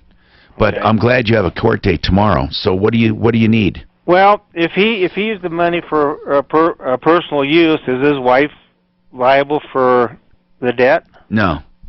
Even under the family use doctrine? Right. Yes. You're misinterpreting it. Yeah. You're just misinterpreting the family use doctrine. It's not going to work for you. I could go on to explain it, but it's not worth it because it doesn't apply to anybody. It just won't work. Okay. Why? Did he transfer a lot of stuff to her name? Yeah, he quitclaimed the house to her. When? 3 months after he took my check. Okay, then you can say he did it to evade judgment. And see, what you should be going after is what's called it's fraudulent transfer as opposed to family doctrine. You're not going after the right thing. Okay. So what you want to go after is fraudulent transfer and put a lien on the house. You can say he did that purposely to avoid your collection because you were bugging him. Okay. Okay? That's what you do. And you'll have a better luck doing that. Once you put a lien on the house, you get their attention. Okay, Mike, we have lines open after this one. 303-713-TALK, 713-8255. Mike, what's happening? Hello, Mike? Mike's here. Okay, that's good. So we got a what's going on, Mike, what's going on with your landlord? Well, what's going on is we're in a lease, the middle of the lease. Okay. And he decided to raise the property, there's like a property fee because we live in a mobile home park. Okay, hold on a sec. Now, how long is your lease for? It was for 1 year. Do you own the trailer or the mobile home or not? No, I just rent it. Okay. And so what's this property fee? Is it part of the lease? Well, it's part of the lease when you move in. The agreement is that we were paying $16.41. $16.41? Right. And then he decided to raise it, well, not just me, but everybody in the park. To what? Well, he raised it up like $36 more. Wait, $36 more? Yes. So what did he say was the reason? He said the reason is because the property taxes went up and he had to raise it. Okay. So it's now $52.41. Correct. Okay. What I want to know is, where in the lease does it allow him to raise it?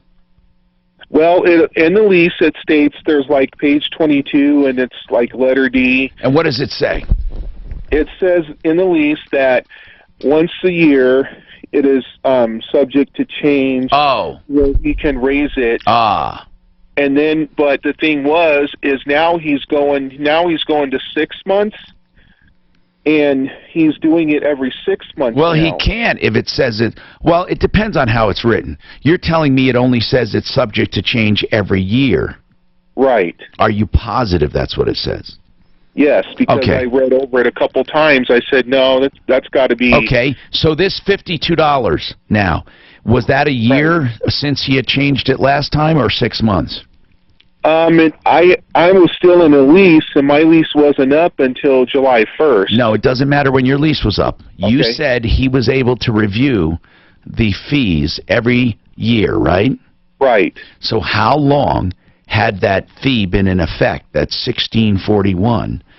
When was the last review? I believe last review would have been like probably about a year and a half, maybe. Well, then he's legal in changing it. You're saying he switched to every 6 months, right? Right. But he didn't. You said that $16 was in effect for a year and a half. Well, what he's going to do from now on is he's only letting everybody sign a 6 months lease. But he can't change your lease. He has to wait till the end of your lease. Right, but what I'm saying is he changed it while my lease was still in effect. Well, he can, right. So at the end of your lease, though, you still get to live out your lease. Then at the end of your lease, he's switching to 6 months. Is that right? Correct. He can do that. There's no obligation for him to stay at 1 year. Right. And my other so what are you what are you calling about? I don't even understand. What are you calling about? Because you didn't think he was able to change your lease from 1 year. I didn't think he was able to change it while I was in. I'm still in my lease. He cannot change it while you're in your lease. He must abide by the 1 year lease. He can't shorten your lease to 6 months. Right.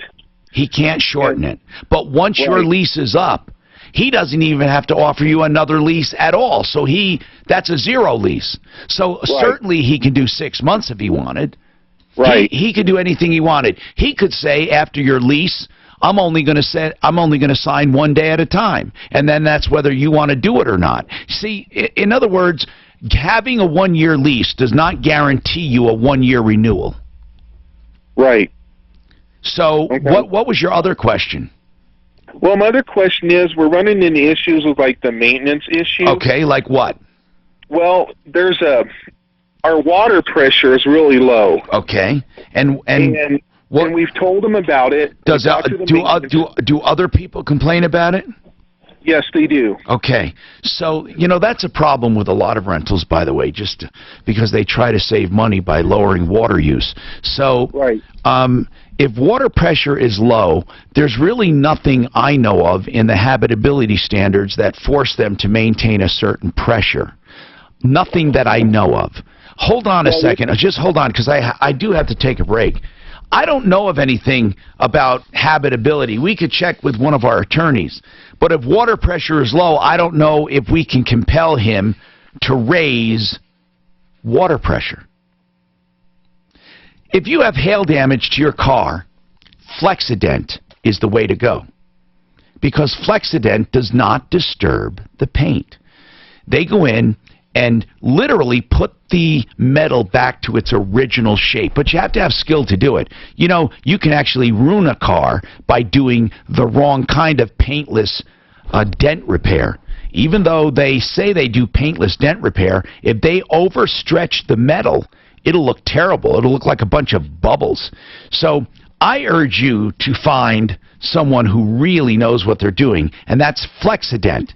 Nick is a master technician, and all of his people are certified paintless dent repair technicians. Downtime is minimized to just a few days. And also the cost, it's wonderful. Your insurance company will love you. Or if it's direct pay, you will save a lot of money. Don't ever drill and fill a car. Use paintless dent repair through Flexident. And if you have to replace a part, replace it. Don't let them drill and fill. Give them a call at Flexident, multiple locations, 303-619-6273. If you have dings, hail damage, minor dents, as long as the paint's intact, they can help you. In fact, if you're not sure, just go by one of their shops. They'd be happy to take a look. 303-619-6273, FlexidentColorado.com. From the L&L traffic since your last one. Highway Drive in the metro area, northbound I-25. It's pretty slow starting at Arapahoe, going through the tech center, heading up north, going through the middle of town. What do you think about this? The conspiracy guy hung up? What about the new photos? South of the I-70 interchange, traveling down towards Colfax, and slow on the north end. Couldn't make them fast enough. 136. Also watch out. This guy just... I didn't see where they painted on the but jacket. Is it hard? Do you like find it hard to believe back up to 225. people believe? Afternoon heavy. I mean, really? You're assuming he really believes this. I don't think he believes this shit, do you? Do you think Stan, where are the photos of the guys in the vests? Is your personal info for sale on the dark See, you know, I tell you, this sounds real familiar, like these guys might have did this last year or something. There was a guy, for a long time. there was a guy who said an officer hit him one time on a motorcycle. And then they said he had shot his tank, and he had like a dent in his tank. Listen to what I'm about to say. That was a different guy. I don't think so. I gotta make sure Daphne does not waste our time on stuff. She has been working on time. long time ago. She goes down a bunny trail, and that's like, it's crazy. I mean, unless it's entertainment. Hi, Tom Martino, your troubleshooter. Frank Duran, the real estate man, is the guy to call if you're selling real estate. Man, does he have it down pat. You know, I know you heard it was a great market, but still, about 2,000 homes go unsold at the end of every month. And I have to tell you, Frank Duran, his average listing is 1 or 2 hours before he gets offers. It's crazy. You know, there is a difference, even in a hot market. Frank Duran, the real estate man.com, 303-920-1622. You'd love him. 920-1622. Mike, what's going on with, we're here with your landlord. Okay, so the property fee, here's what I have to ask you, okay? Okay. On the property fee, does it say that how much they can raise it, or does it leave it open? We'll go back to the water pressure in a second. But on the property fee, does it say, does it limit how much they can raise it? I mean, what would prevent this jerk from raising it to $1,000? It doesn't say anything. That's a dangerous lease. Right. Okay, so what about this water pressure? Why don't a bunch of you get together and just say, we want you to fix the water pressure? That's what we're doing. We're going around. I got a petition signed. It's a petition, and be careful. Be careful that you're not deemed a troublemaker where he tries to get rid of you. Right.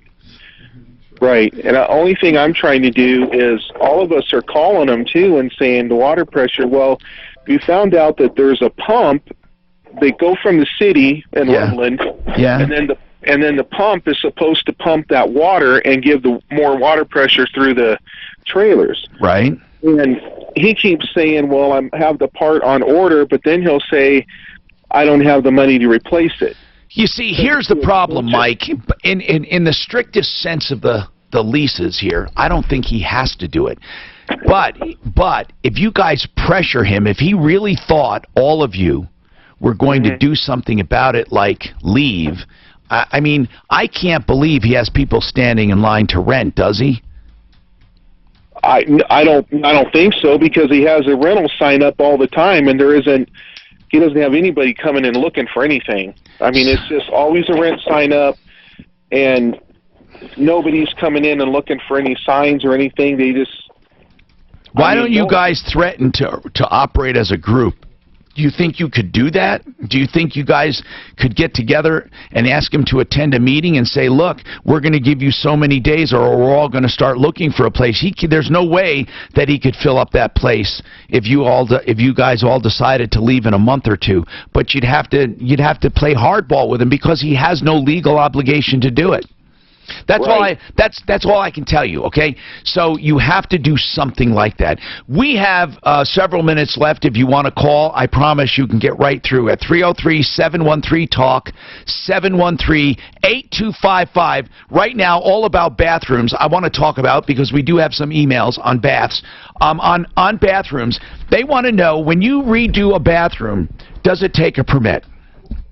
You should always have a permit. Okay, even if you're not changing the internal structure at all? It just protects the customer, and it protects us. So you guys pull permits on every job? So we will pull permits. There are customers that ask us or say, we really don't want to go to the cost of pulling a permit. We aren't changing any walls. We're not changing anything structurally. And what do you guys say? We advise them that it is always best to get a permit. Okay. That doesn't necessarily mean that they're going to get a permit. They want to know, to what extent do you design? Do they need an architect? What we will do, we come in and we'll meet with the customer, and we'll talk about their vision. Okay. We'll talk about, colors and walk-in showers, bathtubs, all of that. Do you sketch anything up for them? We don't really sketch anything up, no. We don't have a showroom. What do you do once you discuss it then? What's the next step? So the next step, after we talk about what they would like to do, we go back, we put together a preliminary number. Okay. For our labor and general material costs. Okay, for what they want. For what they want. But still no design, but just a price range. Well, we've talked about the design. Right, but we don't have any actual pictures. Right. Yeah, and so then we'll give them a price. And if they like that price range, what's the next step? If they like that price range, we'll come back out, we'll measure everything, get everything in detail, we'll put together a contract, we take a But what about deposit. A plan then? Well, we'll talk about the plan. We don't actually do anything. But what about a visual? When do they have a visual to go by? Do they sign a contract first? They sign a contract first, yes. And but then they get to help design it. They do, yeah. Oh, it's their vision. Yes, it's absolutely their vision. So at what point do you sit down, and do you have software that does that, or what? We don't right now, no. So most of the time, a person already knows what they want. Right. They have gone, we send them to various places throughout town, vendors that we have partnered with. Right. For the parts, right. Some of those vendors have completed bathrooms throughout their showrooms. Okay. And so they get a vision that way. Okay. They take pictures. They show us the pictures. Right. We look at the design. So there's a variety of different ways that we can come up with a drawing, how it's going to look. And then what? And then they go out and they purchase their materials. We allow them to purchase anywhere they want. Yeah. And if they shop with those vendors that we partner with, then they'll get our discount. Okay. And so they can save some money. And then you go ahead to... and then we take a deposit, we get them on the schedule. And do then do the construction. How often do you alter the actual existing walls? Is it mostly just redoing what's there, or do you often gut and start over? I would say 50% of the time. You've We'll got to change- start over. Well, most of the time, yeah. We got everything. Actually changing the footprint Yes. of the bathroom, I would say about 50% of the time. And when you change the footprint, Mm-hmm. you do obviously a drawing for that, and they help you design that. You actually, Yes. they can say, I want the shower here, or I want the toilet there. Right. And we'll let them know if that's possible. Sometimes Okay. it's not possible. We have run out of time. Here's what I want to say. Podcasts are available. You can stream live. We are live on Facebook. You can watch there, too, at any time. Also on YouTube. You can go to referralist.com. I want to thank you for being here. And by the way, 911 Rooter and Plumbing was here, 720-882-3981. Save all your problems for me. This guy never sent additional photos. Imagine that. Colorado. As always, if you have a question about your roof, you know